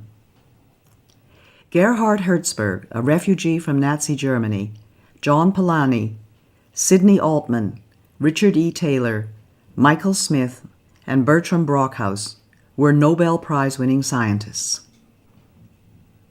Captions: images of Donovan Bailey, Chantal Petitclerc, Terry Fox, and Wayne Gretzky. Image of Mark Tewksbury with caption, Mark Tewksbury, Olympic gold medalist and prominent activist for gay and lesbian Canadians. Image of Paul Henderson with caption, in 1972, Paul Henderson scored the winning goal for Canada in the Canada-Soviet Summit Series. This goal is often referred to as the goal heard around the world and is still remembered today as an important event in both sports and cultural history. Image of Catriona LeMay Doan with caption, Catriona LeMay Doan carries the flag after winning a gold medal in speed skating at the 2002 Olympic Winter Games. Image of a Canadian football game with caption, Canadian football is a popular game that differs in a number of ways from American football. Professional teams in the Canadian Football League, CFL, compete for the Championship Grey Cup, donated by Lord Grey, the Governor-General, in 1909. Great Canadian discoveries and inventions. Canadians have made various discoveries and inventions. Some of the most famous are listed below. Alexander Graham Bell hit on the idea of the telephone at his summer house in Canada. Joseph Armand Bombardier invented the snowmobile, a lightweight winter vehicle. Sir Sandford Fleming invented the worldwide system of standard time zones. Matthew Evans and Henry Woodward together invented the first electric light bulb and later sold the patent to Thomas Edison, who more famously commercialized the light bulb. Reginald Fessenden contributed to the invention of radio, sending the first wireless voice message in the world. Dr. Wilder Penfield was a pioneering brain surgeon at McGill University in Montreal and was known as the greatest living Canadian. Dr. John A. Hopps invented the first cardiac pacemaker, used today to save the lives of people with heart disorders. Spar Aerospace and the National Research Council invented the Canadarm, a robotic arm used in outer space. Mike Lazaradis and Jim Balsillie of Research in Motion, a wireless communications company known for its most famous invention, the BlackBerry. Caption: Image of Canadian scientific innovation at work with Canadarm2. Image of Sir Frederick Banting with caption: Sir Frederick Banting of Toronto and Charles Best discovered insulin, a hormone to treat diabetes that has saved 16 million lives worldwide. Want to learn more about Canada's history? Visit a museum or national historic site. Through artifacts, works of art, stories, images, and documents, museums explore the diverse events and accomplishments that formed Canada's history. Museums can be found in almost every city and town across Canada. National historic sites are located in all provinces and territories and include such diverse places as battlefields, archaeological sites, buildings, and sacred spaces. To find a museum or national historic site in your community or region, visit the websites of the Virtual Museum of Canada and Parks Canada listed at the end of this guide. The prosperity and diversity of our country depend on all Canadians working together to face challenges of the future. In seeking to become a citizen, you are joining a country that with your active participation will continue to grow and thrive. How will you make your contribution to Canada? How Canadians govern themselves. There are 3 key facts about Canada's system of government. Our country is a federal state, a parliamentary democracy, and a constitutional monarchy. Caption: Image of Queen Elizabeth II during the opening of the Parliament in 1957. Image of the Parliament Hill in Ottawa. Federal state. There are federal, provincial, territorial, and municipal governments in Canada. The responsibilities of the federal and provincial governments were defined in 1867 in the British North America Act, now known as the Constitution Act, 1867. In our federal state, the federal government takes responsibility for matters of national and international concern. These include defense, foreign policy, interprovincial trade and communications, currency, navigation, criminal law, and citizenship. The provinces are responsible for municipal government, education, health, natural resources, property and civil rights, and highways. The federal government and the provinces share jurisdiction over agriculture and immigration. Federalism allows different provinces to adopt policies tailored to their own populations, and gives provinces the flexibility to experiment with new ideas and policies. Every province has its own elected legislative assembly, like the House of Commons in Ottawa. The 3 northern territories, which have small populations, do not have the status of provinces, but their governments and assemblies carry out many of the same functions. Parliamentary democracy. In Canada's parliamentary democracy, the people elect members to the House of Commons in Ottawa and to the provincial and territorial legislatures. These representatives are responsible for passing laws, approving and monitoring expenditures, and keeping the government accountable. Cabinet ministers are responsible to the elected representatives, which means they must retain the confidence of the House and have to resign if they are defeated in a non-confidence vote. Parliament has three parts: the sovereign, a queen or king, the Senate, and the House of Commons. Provincial legislatures comprise the lieutenant governor and the elected assembly. In the federal government, the Prime Minister selects the cabinet ministers and is responsible for the operations and policy of the government. The House of Commons is the representative chamber made up of members of Parliament elected by the people, traditionally every 4 years. Senators are appointed by the Governor-General on the advice of the Prime Minister and serve until age 75. Both the House of Commons and the Senate consider and review bills, which are proposals for new laws. No bill can become law in Canada until it has been passed by both chambers and has received royal assent, granted by the Governor-General on behalf of the sovereign. Living in a democracy, Canadian citizens have the right and the responsibility to participate in making decisions that affect them. It is important for Canadians aged 18 or more to participate in their democracy by voting in federal, provincial, or territorial and municipal elections. The following are the steps for the legislative process in Canada, or how a bill becomes law. Step 1 is called first reading. The bill is considered read for the first time and is printed. Step 2 is called second reading. In this step, members debate the bill's principle. Step 3 is the committee stage. At this stage, committee members study the bill clause by clause. Step 4 is the report stage. At this stage, members can make other amendments to the bill. Step 5 is called the third reading. At this stage, members debate and vote on the bill. Step 6 is the Senate stage. The bill will follow a similar process in the Senate. Step 7 is called royal assent. The bill receives royal assent after being passed by both houses. Constitutional monarchy. As a constitutional monarchy, Canada's head of state is a hereditary sovereign, a queen or king, who reigns in accordance with the Constitution, the rule of law. The sovereign is a part of Parliament, playing an important non-partisan role as the focus of citizenship and allegiance, most visibly during royal visits to Canada. Her Majesty is a symbol of Canadian sovereignty, a guardian of constitutional freedoms, and a reflection of our history. The royal family's example of lifelong service to the community is an encouragement for citizens to give their best to their country. As head of the Commonwealth, the sovereign links Canada to 53 other nations that cooperate to advance social, economic, and cultural progress. Other constitutional monarchies include Denmark, Norway, Sweden, Australia, New Zealand, the Netherlands, Spain, Thailand, Japan, Jordan, and Morocco. There is a clear distinction in Canada between the head of state, the sovereign, and the head of government, the Prime Minister, who actually directs the governing of the country.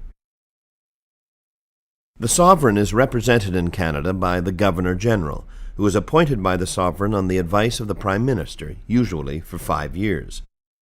In each of the 10 provinces, the sovereign is represented by the Lieutenant Governor, who is appointed by the Governor-General on the advice of the Prime Minister, also normally for 5 years.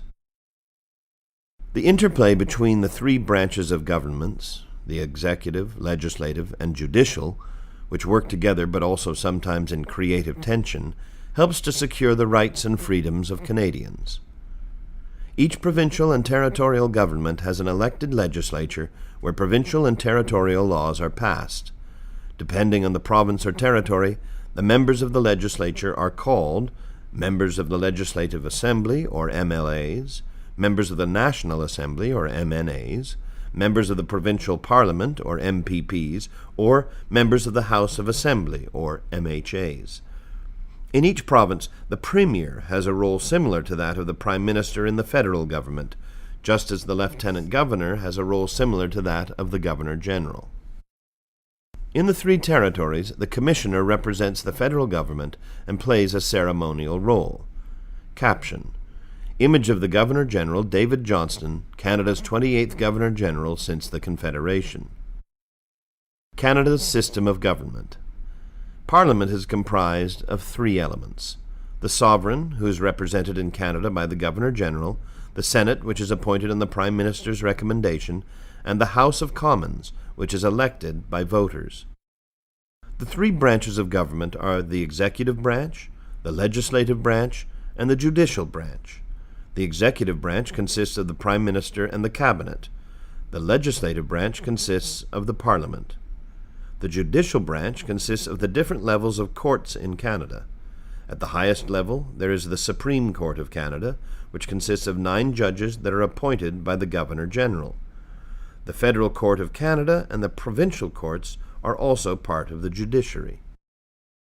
Federal elections. Canadians vote in elections for the people they want to represent them in the House of Commons. In each election, voters may re-elect the same members of the House of Commons or choose new ones. Members of the House of Commons are also known as Members of Parliament, or MPs. Under legislation passed by Parliament, federal elections must be held on the 3rd Monday in October every 4 years following the most recent general election. The Prime Minister may ask the Governor-General to call an earlier election. Canada is divided into 308 electoral districts, also known as ridings or constituencies. An electoral district is a geographical area represented by a Member of Parliament, or MP. The citizens in each electoral district elect one MP who sits in the House of Commons to represent them, as well as all Canadians. Canadian citizens who are 18 years old or older may run in a federal election. The people who run for office are called candidates. There can be many candidates in an electoral district. The people in each electoral district vote for the candidate and political party of their choice. The candidate who receives the most votes becomes the MP for that electoral district. Voting. One of the privileges of Canadian citizenship is the right to vote. You are eligible to vote in a federal election or cast a ballot in a federal referendum if you are a Canadian citizen and at least 18 years old on voting day and on the voters list.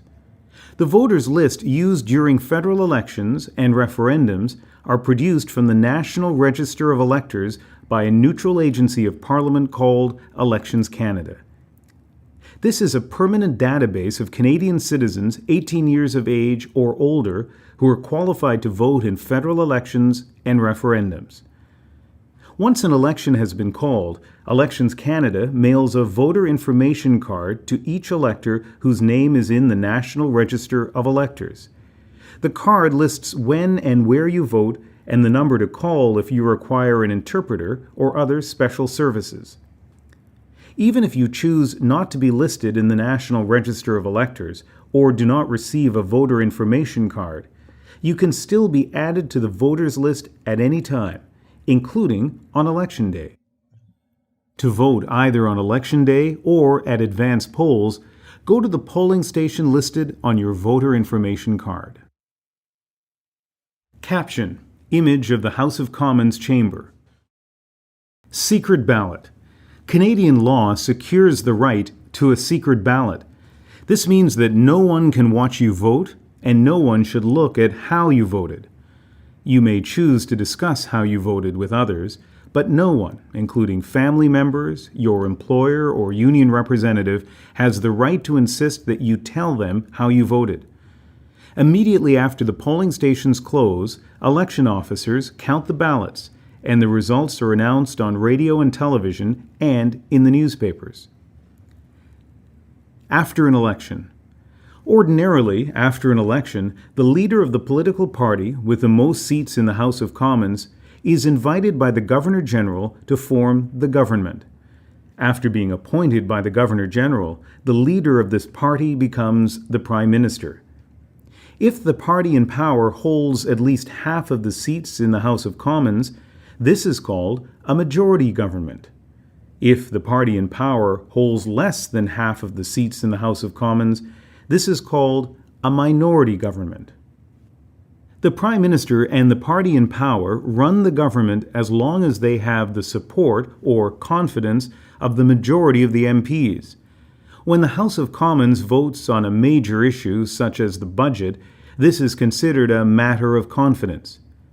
If a majority of the members of the House of Commons vote against a major government decision, the party in power is defeated, which usually results in the Prime Minister asking the Governor-General, on behalf of the sovereign, to call an election. The Prime Minister chooses the ministers of the Crown, most of them from among members of the House of Commons. Cabinet ministers are responsible for running the federal government departments. The Prime Minister and the Cabinet ministers are called the Cabinet, and they make important decisions about how the country is governed. They prepare the budget and propose most new laws. Their decisions can be questioned by all members of the House of Commons. The opposition party, with the most members of the House of Commons, is the official opposition, or Her Majesty's loyal opposition. The role of opposition parties is to peacefully oppose or try to improve government proposals. There are three major political parties currently represented in the House of Commons: the Conservative Party, Liberal Party, and New Democratic Party. Caption: Image of the House of Commons in session. Voting procedures during an election period. The following provides more information about voting in Canada. The Voter Information Card. Electors whose information is in the National Register of Electors will receive a Voter Information Card. This confirms that your name is on the voters list and states when and where you vote. If you do not receive a Voter Information Card, call your local elections office to ensure that you are on the voters list. If you do not have the number, call Elections Canada in Ottawa at 1-800-463-6868. If you cannot or do not wish to vote on Election Day, you can vote at the advance polls or by special ballot. The dates and location are on your voter information card. On Election Day, go to your polling station. The location is on your voter information card. Bring this card and proof of your identity and address to the polling station. To mark your ballot, mark an X in the circle next to the name of the candidate of your choice. Your vote is secret. You will be invited to go behind the screen to mark your ballot. Once marked, fold it and present it to the poll officials. At the ballot box, the poll official will tear off the ballot number and give your ballot back to you to deposit in the ballot box.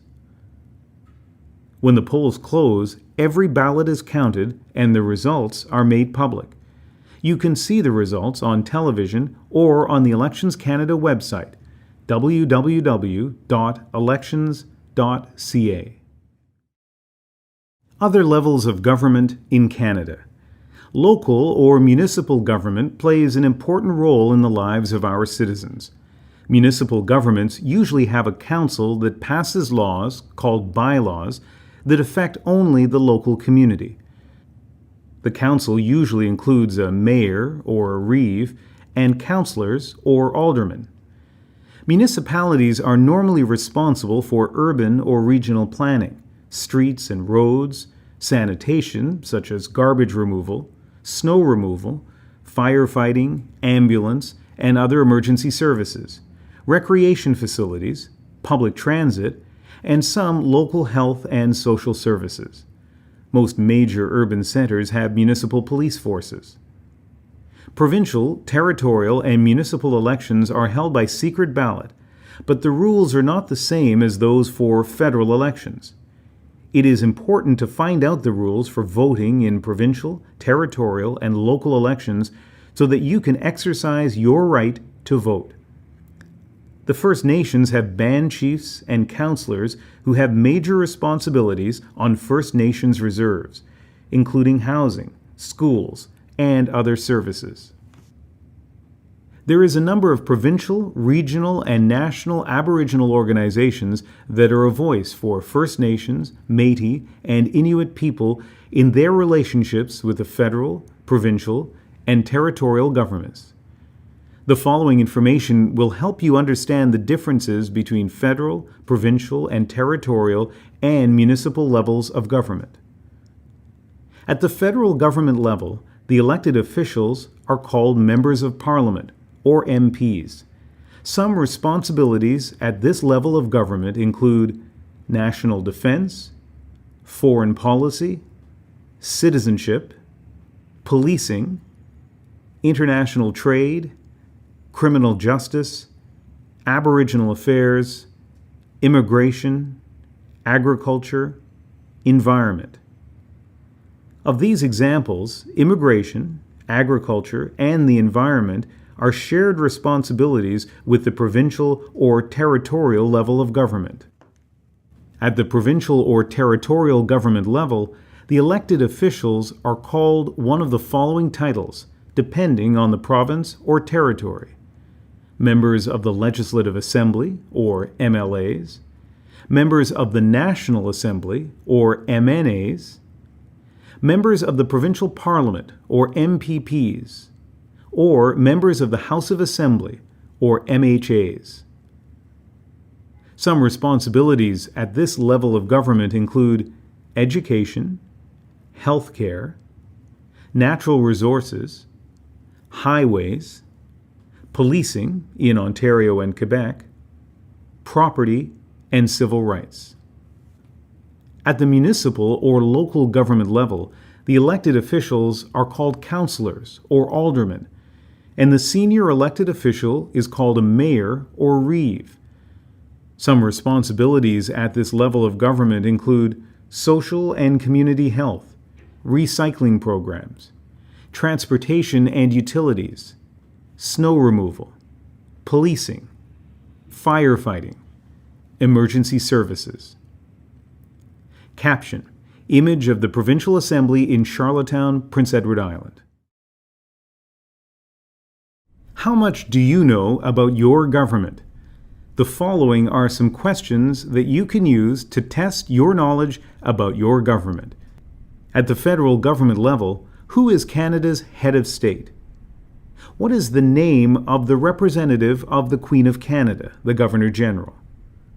What is the name of the Prime Minister, the head of government? What is the name of the political party in power? What is the name of the leader of the opposition? What is the name of the party representing Her Majesty's loyal opposition? What are the names of the other opposition parties and leaders?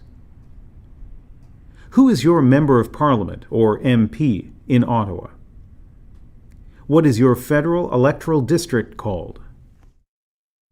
At the provincial government level, who is the Lieutenant Governor, the representative of the Queen in your province?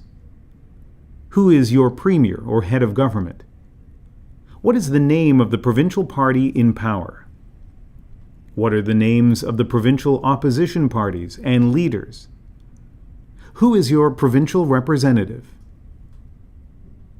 At the territorial government level, what is the name of the commissioner who represents the federal government in your territory?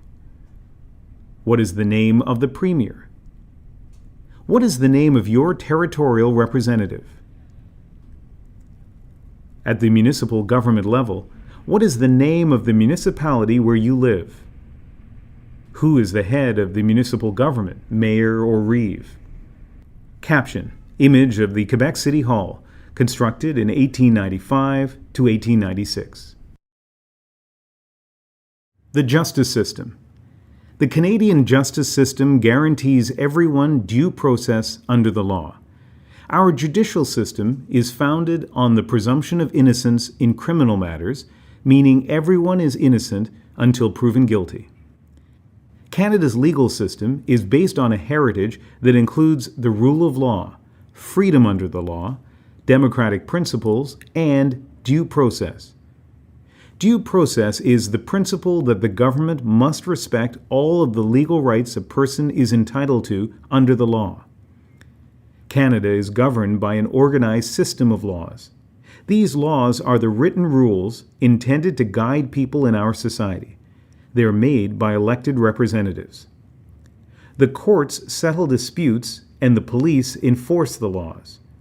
The law in Canada applies to everyone, including judges, politicians, and the police.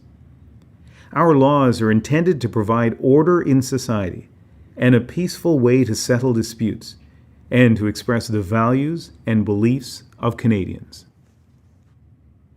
Caption: Image of the scales of justice from the Vancouver Law Courts, with the caption, "The blindfolded Lady Justice symbolizes the impartial manner in which our laws are administered, blind to all considerations but the facts."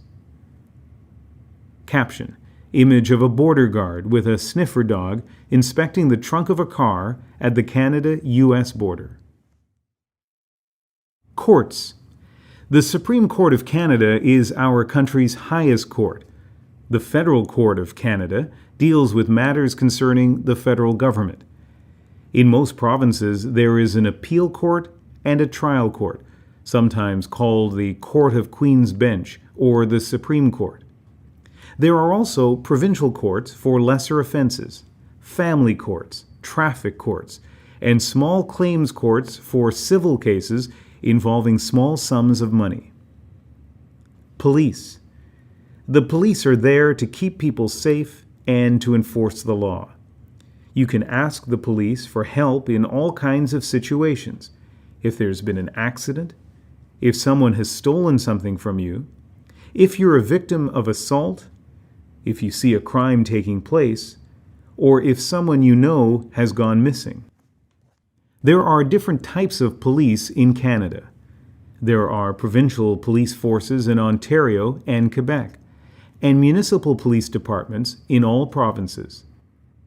The Royal Canadian Mounted Police, or RCMP, enforce federal laws throughout Canada and serve as the provincial police in all provinces and territories except Ontario and Quebec, as well as in some municipalities. Remember, the police are there to help you. You can also question the police about their service or conduct if you feel you need to. Almost all police forces in Canada have a process by which you can bring your concerns to the police and seek action. Getting legal help. Lawyers can help you with legal problems and act for you in court. If you cannot pay for a lawyer, in most communities there are legal aid services available free of charge or at a low cost. Captions. Image of jury benches. Image of a police constable helping a young boy. Image of a prison with caption, "Prisons have an essential role in punishing criminals and deterring crime." Canadian symbols. Canada has many important symbols, objects, events, and people that have special meaning. Together, they help explain what it means to be Canadian and express our national identity.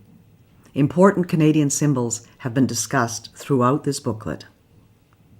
The Canadian Crown. The Crown has been a symbol of the state in Canada for 400 years. Canada has been a constitutional monarchy in its own right since Confederation in 1867 during Queen Victoria's reign. Queen Elizabeth II, who has been Queen of Canada since 1952, marked her Golden Jubilee in 2002 and celebrates her Diamond Jubilee, or 60 years as sovereign, in 2012. The Crown is a symbol of government, including Parliament, the legislatures, the courts, police services, and the Canadian Forces. Caption. Image of the Mace of the House of Commons in Ottawa. Flags in Canada. A new Canadian flag was raised for the first time in 1965. The red, white, red pattern comes from the flag of the Royal Military College, Kingston, founded in 1876. Red and white had been colors of France and England since the Middle Ages, and the national colors of Canada since 1921. The Union Jack is our official royal flag. The Canadian red ensign served as the Canadian flag for about 100 years. The provinces and territories also have flags that embody their distinct traditions. Captions. Image of the Canadian flag of 1965. Image of the Canadian red ensign with caption, "The Canadian red ensign served as the national flag for 100 years and has been carried officially by veterans since 2005. The maple leaf. The maple leaf is Canada's best-known symbol. Maple leaves were adopted as a symbol by French Canadians in the 1700s, have appeared on Canadian uniforms and insignia since the 1850s, and are carved into the headstones of our fallen soldiers buried overseas and in Canada.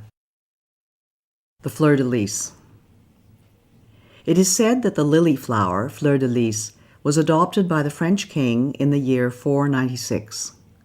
It became the symbol of French royalty for more than 1,000 years, including the colony of New France. Revived at Confederation, the fleur-de-lis was included in the Canadian red ensign. In 1948, Quebec adopted its own flag, based on the cross and the fleur-de-lis. Coat of arms and motto. As an expression of national pride after the First World War, Canada adopted an official coat of arms and a national motto, A mare usquad mare, which in Latin means from sea to sea. The arms contain symbols of England, France, Scotland, and Ireland, as well as red maple leaves. Today, the arms can be seen on dollar bills, government documents, and public buildings. Caption. Image of the Royal Arms of Canada and of the Parliament. Image of the snowbirds with caption, "The snowbirds are a Canadian icon." The image shows 431 Air Demonstration Squadron. Parliament buildings. The towers, arches, sculptures, and stained glass of the Parliament buildings embody the French, English, and Aboriginal traditions and the Gothic Revival architecture popular in the time of Queen Victoria. The buildings were completed in the 1860s. The center block was destroyed by an accidental fire in 1916 and rebuilt in 1922. The library is the only part of the original building remaining. The Peace Tower was completed in 1927 in memory of the First World War. The memorial chamber within the tower contains the Books of Remembrance, in which are written the names of soldiers, sailors, and airmen who died serving Canada in wars or while on duty. The provincial legislatures are architectural treasures. The Quebec National Assembly is built in the French Second Empire style, while the legislatures of the other provinces are Baroque, Romanesque, and neoclassical, reflecting the Greco-Roman heritage of Western civilization in which democracy originated. Popular sports. Hockey is Canada's most popular spectator sport and is considered to be the national winter sport. Ice hockey was developed in Canada in the 1800s.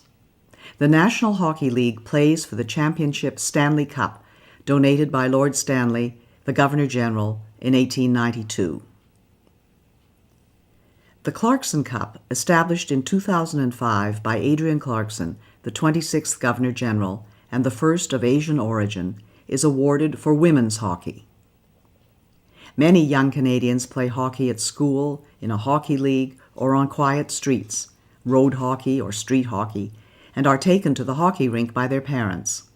Canadian children have collected hockey cards for generations. Canadian football is the second most popular sport. Curling, an ice game introduced by Scottish pioneers, is popular.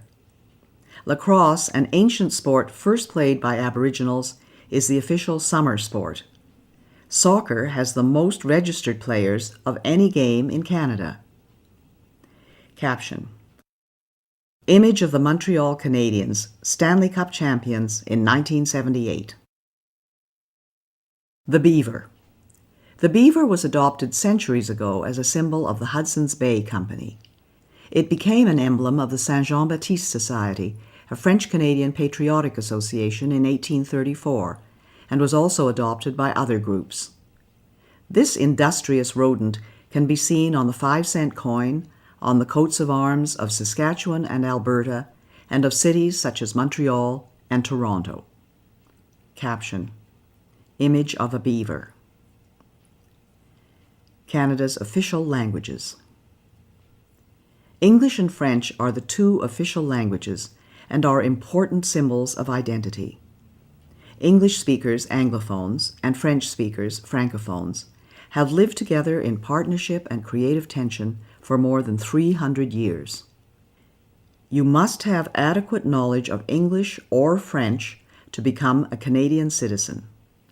Adult applicants 55 years of age and over are exempted from this requirement. Parliament passed the Official Languages Act in 1969. It has three main objectives: establish equality between French and English in Parliament, the Government of Canada, and institutions subject to the Act; maintain and develop official language minority communities in Canada; and promote equality of French and English in Canadian society.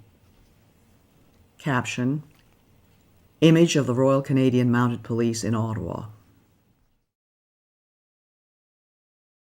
National Anthem. O Canada was proclaimed as the national anthem in 1980. It was first sung in Quebec City in 1880. French and English Canadians sing different words to the national anthem. O Canada, our home and native land, true patriot love in all thy sons command. With glowing hearts we see thee rise, the true north strong and free. From far and wide, O Canada, we stand on guard for thee. God keep our land, glorious and free. O Canada, we stand on guard for thee. O Canada, we stand on guard for thee.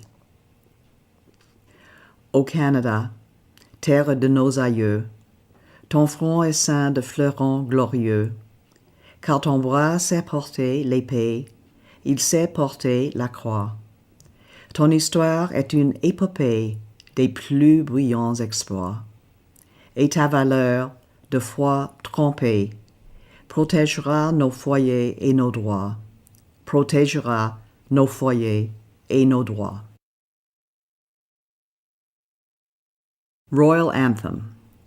The Royal Anthem of Canada, God Save the Queen, or King, can be played or sung on any occasion when Canadians wish to honor the sovereign. God Save the Queen.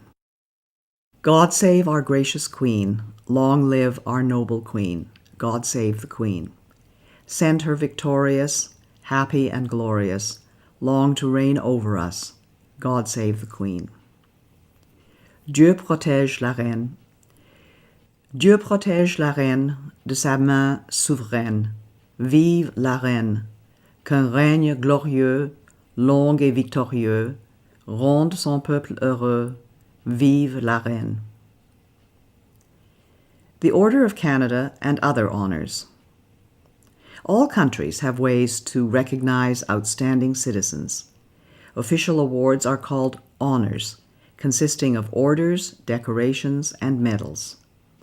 After using British honors for many years, Canada started its own honors system with the Order of Canada in 1967, the centennial of Confederation. If you know of fellow citizens who you think are worthy of recognition, you are welcome to nominate them. Information on nominations for many of these honors can be found at www.gg.ca/document.aspx?ID = 70 $LAN = ENG. Caption. Image of Oscar Peterson with caption: Jazz pianist Oscar Peterson receives the Order of Canada from Roland Michener, the 20th Governor-General, in 1973. In the center are Nora Michener and a portrait of Vincent Massey, the 18th Governor General. The Victoria Cross. The Victoria Cross, VC, is the highest honor available to Canadians and is awarded for the most conspicuous bravery, a daring or preeminent act of valor or self-sacrifice, or extreme devotion to duty in the presence of the enemy. The VC has been awarded to 96 Canadians since 1854. 6 recipients are included below with their images. Then Lieutenant Alexander Roberts Dunn, born in present-day Toronto, served in the British Army in the charge of the Light Brigade at Balaclava, 1854, in the Crimean War, and was the first Canadian to be awarded the Victoria Cross. Able seaman William Hall of Horton, Nova Scotia, whose parents were American slaves, was the first black man to be awarded the VC for his role in the Siege of Lucknow during the Indian Rebellion of 1857. Corporal Philip Konowal, born in Ukraine, showed exceptional courage in the Battle of Hill 70 in 1917 and became the first member of the Canadian Corps not born in the British Empire to be awarded the VC. Flying ace Captain Billy Bishop, born in Owen Sound, Ontario, earned the VC in the Royal Flying Corps during the First World War and was later an honorary Air Marshal of the Royal Canadian Air Force. Captain Paul Triquet of Cabano, Quebec, earned the VC leading his men and a handful of tanks in the attack on Casa Berardi in Italy in 1943 during the Second World War, and was later a brigadier. Lieutenant Robert Hampton Gray, a Navy pilot born in Trail, BC, was killed while bombing and sinking a Japanese warship in August 1945, a few days before the end of the Second World War, and was the last Canadian to receive the VC to date. National public holidays and other important dates. The following are some national holidays and important dates in Canada. New Year's Day is January 1st. Sir John A. Macdonald Day is January 11th. Good Friday is the Friday immediately preceding Easter Sunday. Easter Monday is the Monday immediately following Easter Sunday. Vimy Day is April 9th. Victoria Day is the Monday preceding May 25th, which is the Sovereign's birthday. Fête Nationale is a holiday celebrated in Quebec on June 24th, which is the feast of St. John the Baptist. Canada Day is July 1st. Labor Day is the first Monday of September. Thanksgiving Day is the second Monday of October. Remembrance Day is November 11th. Sir Wilfrid Laurier Day is November 20th. Christmas Day is December 25th. Boxing Day is December 26th. Canada's economy, a trading nation. Canada has always been a trading nation, and commerce remains the engine of economic growth. As Canadians, we could not maintain our standard of living without engaging in trade with other nations. In 1988, Canada enacted free trade with the United States. Mexico became a partner in 1994 in the broader North American Free Trade Agreement, NAFTA, with over 444 million people and over $1 trillion in merchandise trade in 2008. Today, Canada has one of the 10 largest economies in the world and is part of the G8 group of leading industrialized countries, with the United States, Germany, the United Kingdom, Italy, France, Japan, and Russia.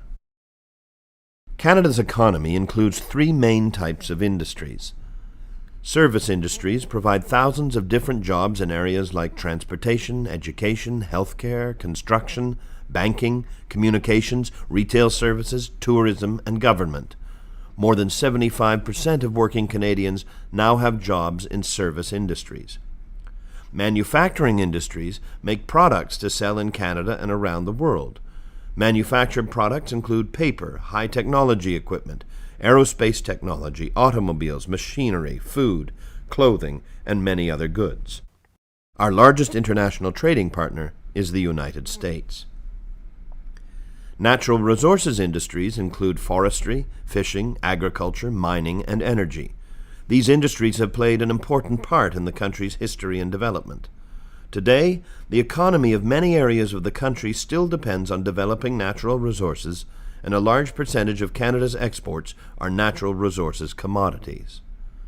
Caption: Images of a lumber truck, of oil pump jacks in Alberta, of Atlantic lobster, and of a hydroelectric dam on the Saguenay River, Quebec.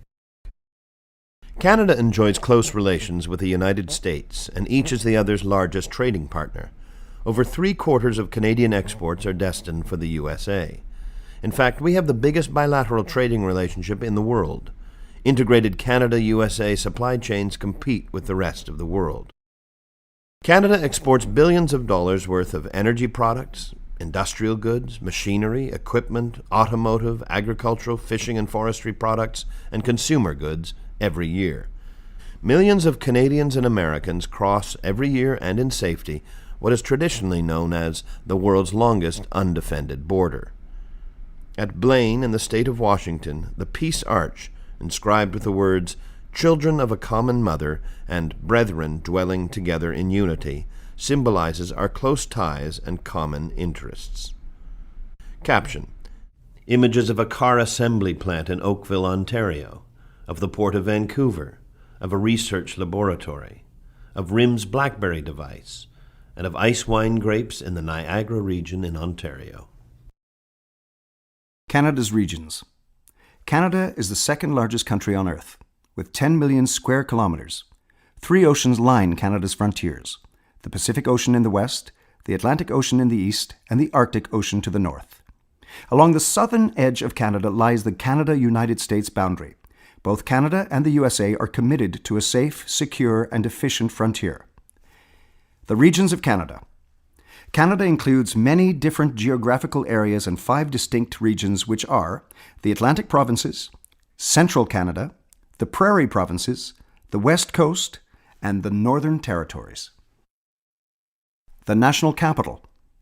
Ottawa, located on the Ottawa River, was chosen as the capital in 1857 by Queen Victoria, the great-great-grandmother of Queen Elizabeth II. Today, it is Canada's 4th largest metropolitan area. The National Capital Region, 4,700 square kilometers surrounding Ottawa, preserves and enhances the area's built heritage and natural environment. Caption: Image of the Ottawa's Rideau Canal with caption: Ottawa's Rideau Canal, once a military waterway, is now a tourist attraction and winter skateway. Provinces and territories. Canada has 10 provinces and 3 territories. Each province and territory has its own capital city. You should know the capital of your province or territory as well as that of Canada. Population. Canada has a population of about 34 million people. While the majority live in cities, Canadians also live in small towns, rural areas, and everywhere in between. Caption: Images of the Banff National Park in Alberta and of Peggy's Cove Harbour in Nova Scotia. The following list identifies the capital cities in each province and territory. In the Atlantic provinces, St. John's is the capital of Newfoundland and Labrador. Charlottetown is the capital of Prince Edward Island. Halifax is the capital of Nova Scotia, and Fredericton is the capital of New Brunswick. In central Canada, Quebec City is the capital of Quebec. Toronto is the capital of Ontario. In the Prairie provinces, Winnipeg is the capital of Manitoba, Regina is the capital of Saskatchewan, and Edmonton is the capital of Alberta. On the west coast, Victoria is the capital of British Columbia. In the Northern Territories, Iqaluit is the capital of Nunavut. Yellowknife is the capital of the Northwest Territories, and Whitehorse is the capital of the Yukon Territory. The Atlantic Provinces. Atlantic Canada's coasts and natural resources, including fishing, farming, forestry, and mining, have made these provinces an important part of Canada's history and development. The Atlantic Ocean brings cool winters and cool, humid summers. Newfoundland and Labrador. Newfoundland and Labrador is the most easterly point in North America and has its own time zone. In addition to its natural beauty, the province has a unique heritage linked to the sea. The oldest colony of the British Empire and a strategic prize in Canada's early history, the province has long been known for its fisheries, coastal fishing villages, and distinct culture. Today, offshore oil and gas extraction contributes a substantial part of the economy. Labrador also has immense hydroelectric resources. Prince Edward Island.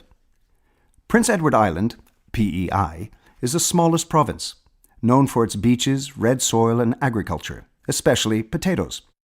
PEI is the birthplace of Confederation, connected to mainland Canada by one of the longest continuous multi-span bridges in the world, the Confederation Bridge. Anne of Green Gables, set in PEI by Lucy Maud Montgomery, is a much-loved story about the adventures of a little red-headed orphan girl. Nova Scotia. Nova Scotia is the most populous Atlantic province, with a rich history as the gateway to Canada. Known for the world's highest tides in the Bay of Fundy, the province's identity is linked to shipbuilding, fisheries, and shipping. As Canada's largest east coast port, deep water and ice-free, the capital, Halifax, has played an important role in Atlantic trade and defense and is home to Canada's largest naval base. Nova Scotia has a long history of coal mining, forestry, and agriculture. Today, there is also offshore oil and gas exploration. The province's Celtic and Gaelic traditions sustain a vibrant culture. Nova Scotia is home to over 700 annual festivals, including the spectacular military tattoo in Halifax. New Brunswick. Situated in the Appalachian Range, the province was founded by the United Empire Loyalists and has the second largest river system on North America's Atlantic coastline, the St. John River System. Forestry, agriculture, fisheries, mining, food processing, and tourism are the principal industries. St. John is the largest city, port, and manufacturing center. Moncton is the principal Francophone Acadian center, and Fredericton the historic capital. New Brunswick is the only officially bilingual province, and about one-third of the population lives and works in French. The province's pioneer Loyalist and French cultural heritage and history come alive in street festivals and traditional music. Central Canada. More than half the people in Canada live in cities and towns near the Great Lakes and the St. Lawrence River in southern Quebec and Ontario, known as Central Canada, and the industrial and manufacturing heartland. Southern Ontario and Quebec have cold winters and warm, humid summers. Together, Ontario and Quebec produce more than 3/4 of all Canadian manufactured goods. Quebec. Nearly 8 million people live in Quebec, the vast majority along or near the St. Lawrence River. More than 3/4 speak French as their first language. The resources of the Canadian Shield have helped Quebec to develop important industries, including forestry, energy, and mining. Quebec is Canada's main producer of pulp and paper. The province's huge supply of fresh water has made it Canada's largest producer of hydroelectricity. Quebecers are leaders in cutting-edge industries such as pharmaceuticals and aeronautics. Quebec films, music, literary works, and food have international stature, especially in La Francophonie, an association of French-speaking nations. Montreal, Canada's second-largest city and the second-largest mainly French-speaking city in the world after Paris, is famous for its cultural diversity. Ontario. At more than 12 million, the people of Ontario make up more than one-third of Canadians. The large and culturally diverse population, natural resources, and strategic location contribute to a vital economy. Toronto is the largest city in Canada and the country's main financial centre. Many people work in the service or manufacturing industries, which produce a large percentage of Canada's exports. The Niagara region is known for its vineyards, wines, and fruit crops. Ontario farmers raise dairy and beef cattle, poultry, and vegetable and grain crops. Founded by United Empire Loyalists, Ontario also has the largest French-speaking population outside of Quebec, with a proud history of preserving their language and culture. There are 5 Great Lakes located between Ontario and the United States: Lake Ontario, Lake Erie, Lake Huron, Lake Michigan in the USA, and Lake Superior, the largest freshwater lake in the world. Prairie provinces. Manitoba, Saskatchewan, and Alberta are the prairie provinces, rich in energy resources and some of the most fertile farmland in the world. The region is mostly dry with cold winters and hot summers. Manitoba. Manitoba's economy is based on agriculture, mining, and hydroelectric power generation. The province's most populous city is Winnipeg, whose exchange district includes the most famous street intersection in Canada, Portage and Main. Winnipeg's French Quarter, Saint-Boniface, has Western Canada's largest Francophone community at 45,000 people. Manitoba is also an important centre of Ukrainian culture, with 14% reporting Ukrainian origins, and the largest Aboriginal population of any province at over 15%. Saskatchewan. Saskatchewan, once known as the breadbasket of the world and the wheat province, has 40% of the arable land in Canada and is the country's largest producer of grains and oilseeds.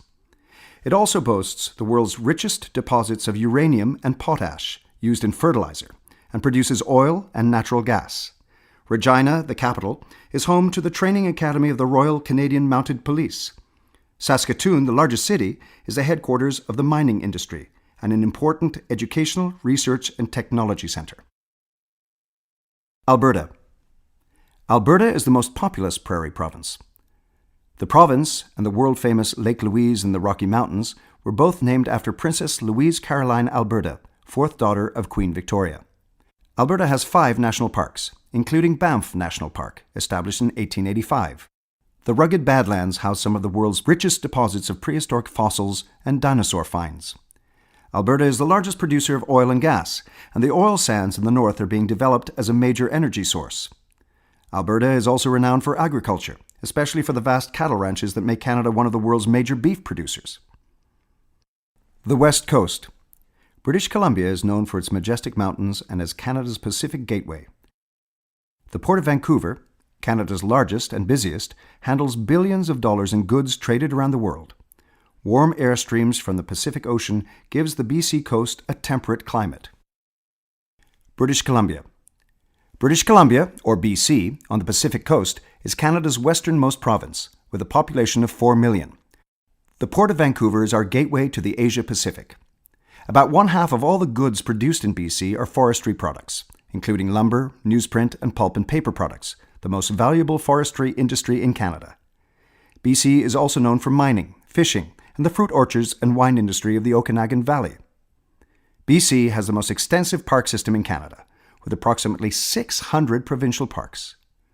The province's large Asian communities have made Chinese and Punjabi the most spoken languages in the cities after English. The capital, Victoria, is a tourist centre and headquarters of the Navy's Pacific Fleet. The Northern Territories. The Northwest Territories, Nunavut, and Yukon contain 1/3 of Canada's landmass but have a population of only 100,000 people. There are gold, lead, copper, diamond, and zinc mines. Oil and gas deposits are being developed. The North is often referred to as the land of the midnight sun because at the height of summer, daylight can last up to 24 hours. In the winter, the sun disappears and darkness sets in for 3 months. The Northern Territories have long, cold winters and short, cool summers. Much of the north is made up of tundra, the vast rocky Arctic plain. Because of the cold Arctic climate, there are no trees on the tundra and the soil is permanently frozen. Some continue to earn a living by hunting, fishing, and trapping. Inuit art is sold throughout Canada and around the world. Yukon. Thousands of miners came to the Yukon during the gold rush of the 1890s. As celebrated in the poetry of Robert W. Service, mining remains a significant part of the economy. The White Pass and Yukon Railway opened from Skagway in neighboring Alaska to the territorial capital, Whitehorse, in 1900, and provides a spectacular tourist excursion across precipitous passes and bridges. Yukon holds the record for the coldest temperature ever recorded in Canada, minus 63 degrees Celsius. Caption. Images of Mount Logan and Sir William Logan with caption. Mount Logan, located in the Yukon, is the highest mountain in Canada. It is named in honor of Sir William Logan, a world-famous geologist, born in Montreal in 1798 to Scottish immigrant parents. Logan founded and directed the Geological Survey of Canada from 1842 to 1869 and is considered one of Canada's greatest scientists. Northwest Territories. The Northwest Territories, NWT, were originally made up in 1870 from Rupert's Land and the Northwestern Territory. The capital, Yellowknife, with a population of 20,000, is called the Diamond Capital of North America. More than half the population is Aboriginal, Dene, Inuit, and Métis. The Mackenzie River, at 4,200 kilometers, is the second longest river system in North America after the Mississippi and drains an area of 1.8 million square kilometers. Nunavut. Nunavut, meaning our land in Inuktitut, was established in 1999 from the eastern part of the Northwest Territories, including all of the former district of Keewatin. The capital is Iqaluit, formerly Frobisher Bay, named after the English explorer Martin Frobisher, who penetrated the uncharted Arctic for Queen Elizabeth I in 1576. The 19-member Legislative Assembly chooses a premier and ministers by consensus. The population is about 85% Inuit, and Inuktitut is an official language and the first language in schools. Captions. Image of an Inuit boy in Nunavut. Image of a caribou with caption. The caribou, also called reindeer, is a popular game for hunters and a symbol of Canada's north. The Canadian Rangers. Canada's vast north brings security and sovereignty challenges. Dealing with harsh weather conditions in an isolated region, the Canadian Rangers, part of the Canadian Forces Reserves, militia, play a key role. Drawing on Indigenous knowledge and experience, the Rangers travel by snowmobile in the winter and all-terrain vehicles in the summer from Resolute to the magnetic North Pole and keep the flag flying in Canada's Arctic. Study questions. One of the basic requirements of citizenship is to demonstrate that you have adequate knowledge of Canada. The citizenship test is used to assess your knowledge of Canada and the rights and responsibilities of being a citizen in Canada. All the citizenship test questions are based on information provided in this study guide. You will be asked about facts and ideas presented in the guide. The following questions are similar to the questions that are found on the citizenship test. Use these questions to prepare for your test. All the answers can be found in this study guide. What are the 3 responsibilities of citizenship? A. Being loyal to Canada, recycling newspapers, serving in the Navy, Army, or Air Force. B. Obeying the law, taking responsibility for oneself and one's family, serving on a jury. C. Learning both official languages, voting in elections, belonging to a union. D. Buying Canadian products, owning your own business, using less water. The correct answer is B. Obeying the law, taking responsibility for oneself and one's family, serving on a jury. What is the meaning of the Remembrance Day poppy? A. To remember our sovereign, Queen Elizabeth II. B. To celebrate Confederation. C. To honor prime ministers who have died. D. To remember the sacrifice of Canadians who have served or died in wars up to the present day. The correct answer is D. To remember the sacrifice of Canadians who have served or died in wars up to the present day. 3. How are members of Parliament chosen? A. They are appointed by the United Nations. B. They are chosen by the provincial premiers. C. They are elected by voters in their local constituency or riding. D. They are elected by landowners and police chiefs. The correct answer is C. They are elected by voters in their local constituency or riding. Other study questions. The following are some other study questions that you can use to prepare for the citizenship test. Name 2 key documents that contain our rights and freedoms. Identify 4 rights that Canadians enjoy. Name 4 fundamental freedoms that Canadians enjoy. What is meant by the equality of women and men? What are some examples of taking responsibility for yourself and your family? Who were the founding peoples of Canada? Who are the Métis? What does the word Inuit mean? What is meant by the term responsible government? Who was Sir Louis Hippolyte Lafontaine? What did the Canadian Pacific Railway symbolize? What does Confederation mean? What is the significance of the discovery of insulin by Sir Frederick Banting and Charles Best? What does it mean to say that Canada is a constitutional monarchy? What are the three branches of government? What is the difference between the role of the Queen and that of the Prime Minister? What is the highest honor that Canadians can receive? When you go to vote on Election Day, what do you do? Who is entitled to vote in Canadian federal elections? In Canada, are you obliged to tell other people how you voted? After an election, which party forms the government? Who is your member of Parliament? What are the three levels of government? What is the role of the courts in Canada? In Canada, are you allowed to question the police about their service or conduct? Name 2 Canadian symbols. What provinces are referred to as the Atlantic provinces? What is the capital of the province or territory that you live in?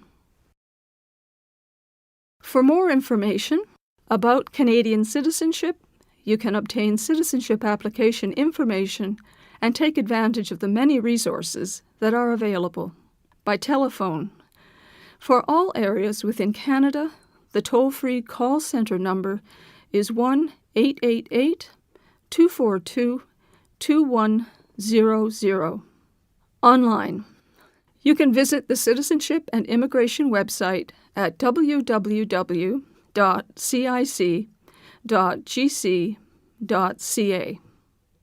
Discover Canada can be downloaded from this website. Citizenship classes. To obtain more information about citizenship classes, contact schools and colleges in your area. Go to your local library or community center. Contact local settlement agencies or ethnocultural associations. For more information about Canada, ask a librarian to help you find books and videos about Canada. You could begin by asking for these books. The Canada Yearbook, published by Statistics Canada. Canada, a Portrait, published by Statistics Canada. How Canadians Govern Themselves, by Eugene Forsey. It can be found online at the Library of Parliament at www.parl.gc.ca.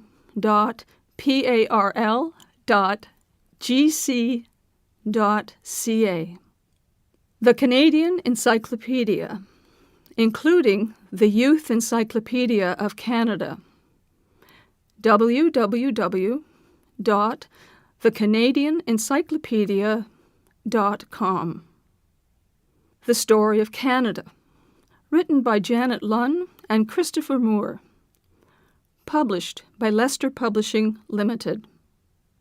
Symbols of Canada, published by Canadian Heritage. A Crown of Maples, published by Canadian Heritage.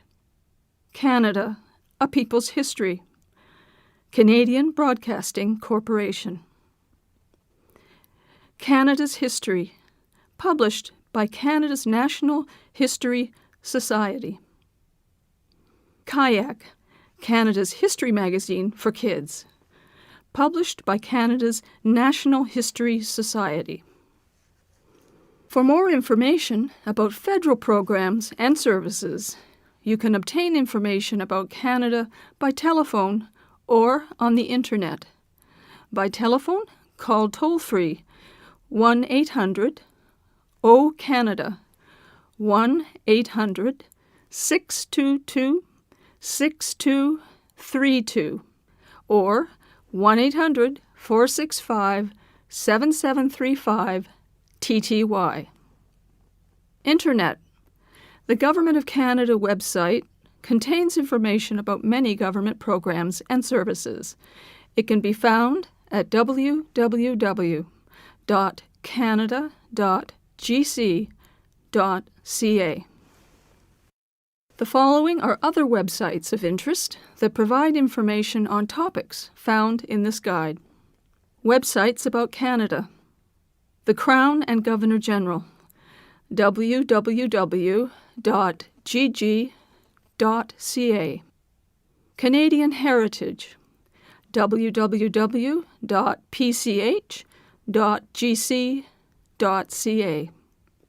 Atlas of Canada, atlas.nrcan.gc.ca/site/index.html. Teachers and Youth Corner, www.cic.gc.ca/English/English/games/index.asp. Parks Canada, www.parkscanada.gc.ca. Institute for Canadian Citizenship, www.icc-icc.ca. The Historica Dominion Institute, www.historica-dominion.ca. The Canadian Experience, a civic literacy project for the new mainstream, www.cdnexperience.ca. Websites about Canadian history. Canadian Confederation, www.collectionscanada.gc.ca/confederation-e.html. Confederation for Kids, www.confederation-kids-index-e.html. First Among Equals, the Prime Minister in Canadian Life and Politics, www.collectionscanada.gc.ca/Prime Ministers. Virtual Museum of Canada, www.virtualmuseum.ca. Canadian War Museum, www.warmuseum.ca. Canadian Black History, www.cic.gc.ca/English/Games/main.asp. Websites about military history and remembrance.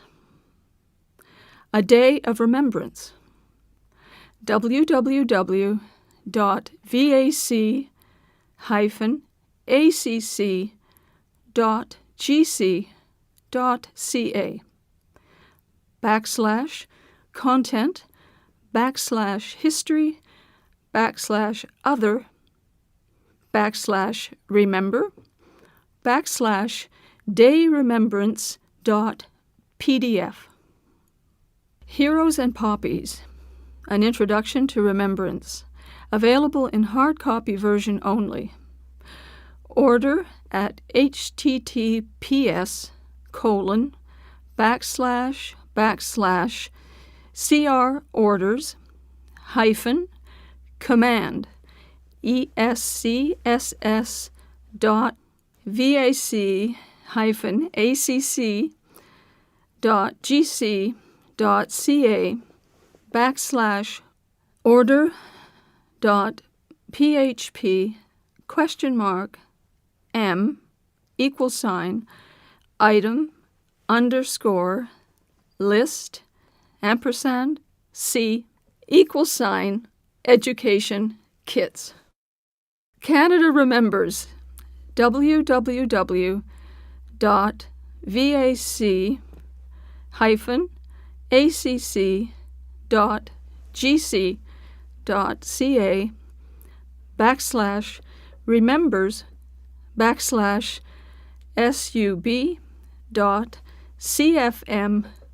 question mark source equal sign history backslash info sheets.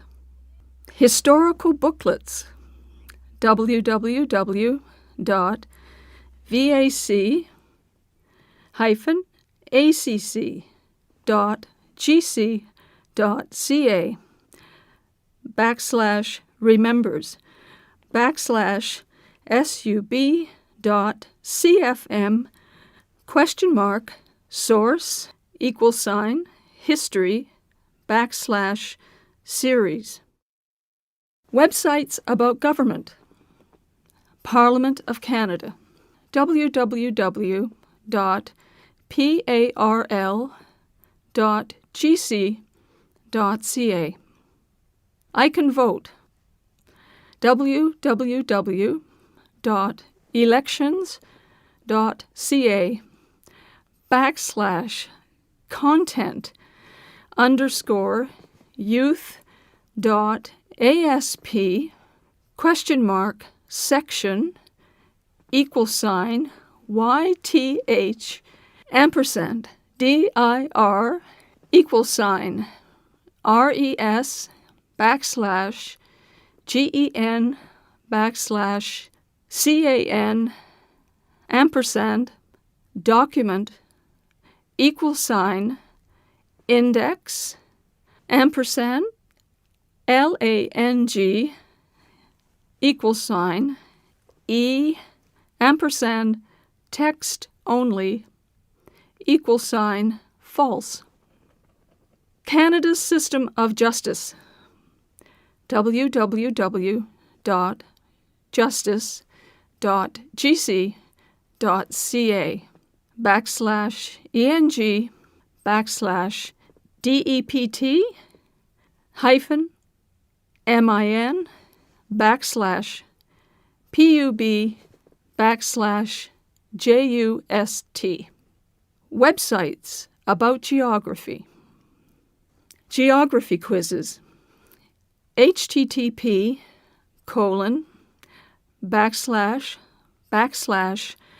atlas.nrcan.gc.ca backslash site backslash English backslash learning resources backslash quizzes backslash index.html.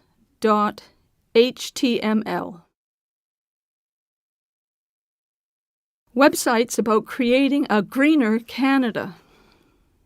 Sustainable development. www.pc.gc.ca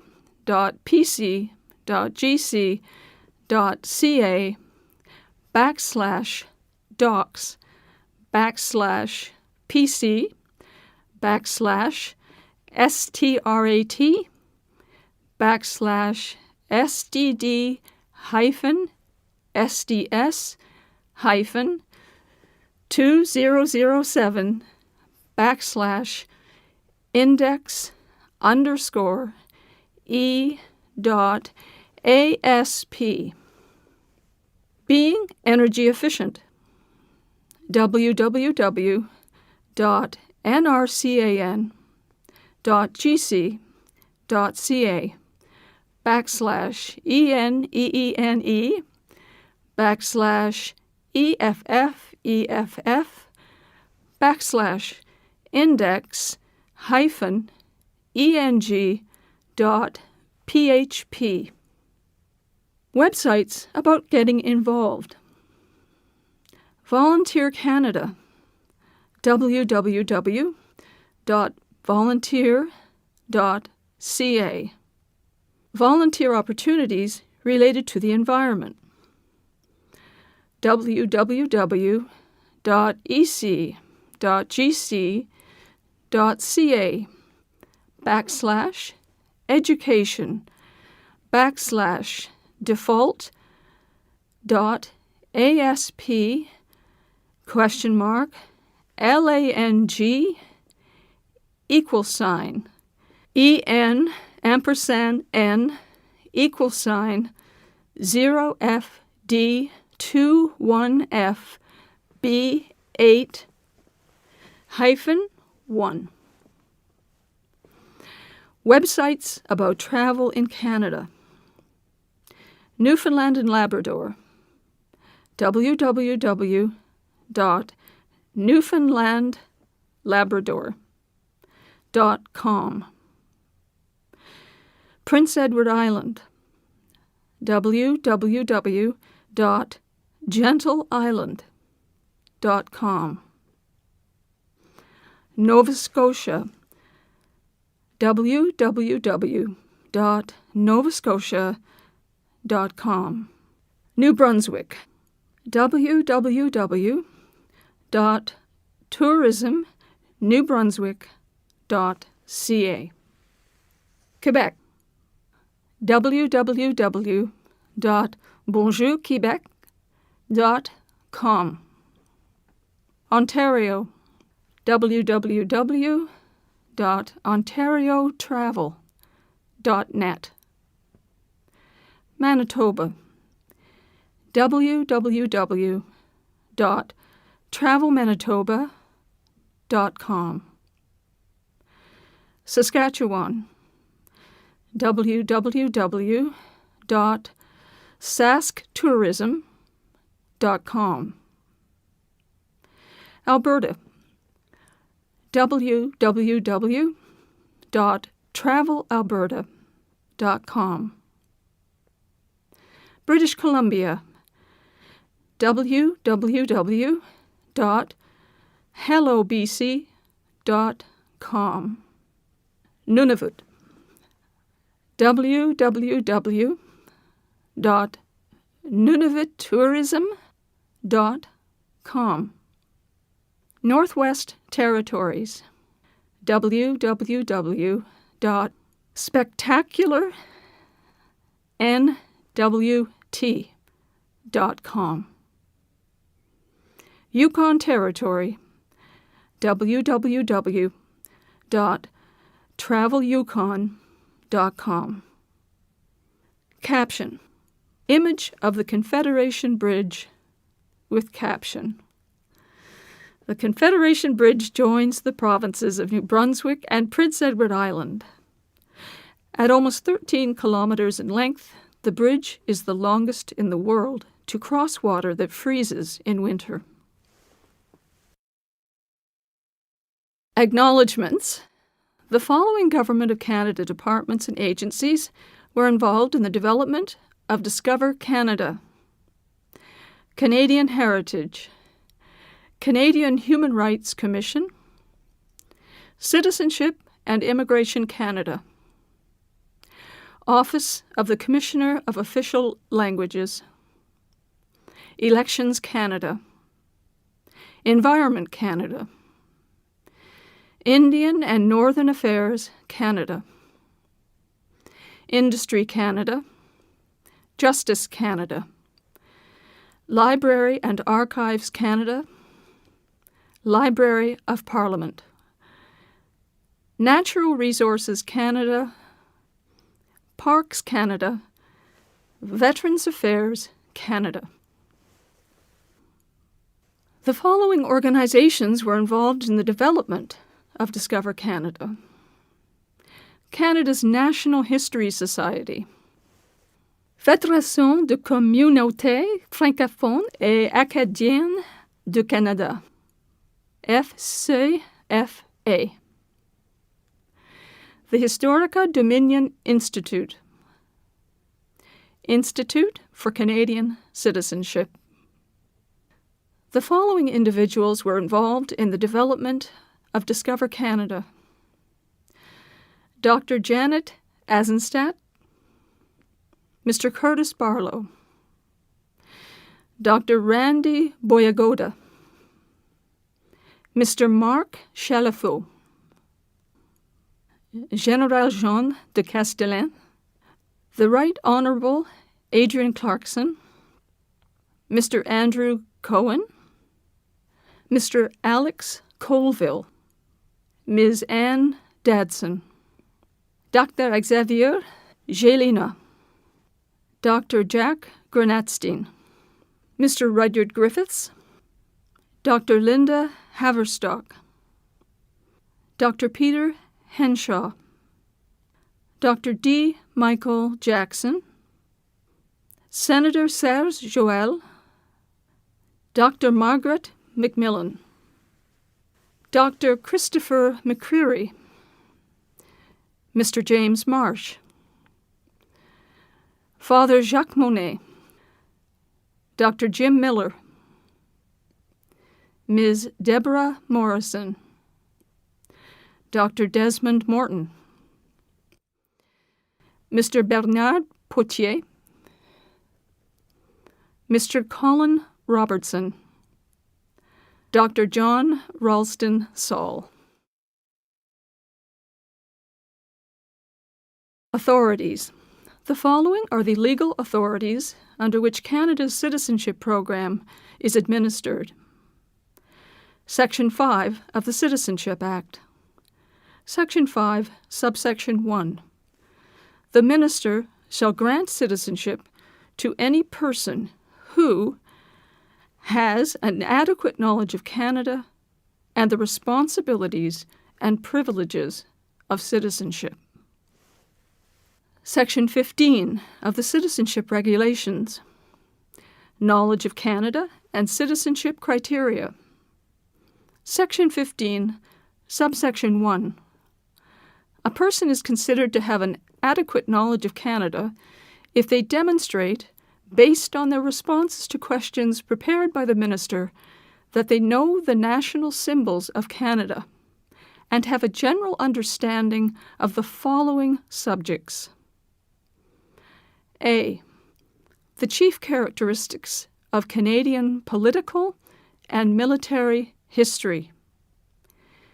B.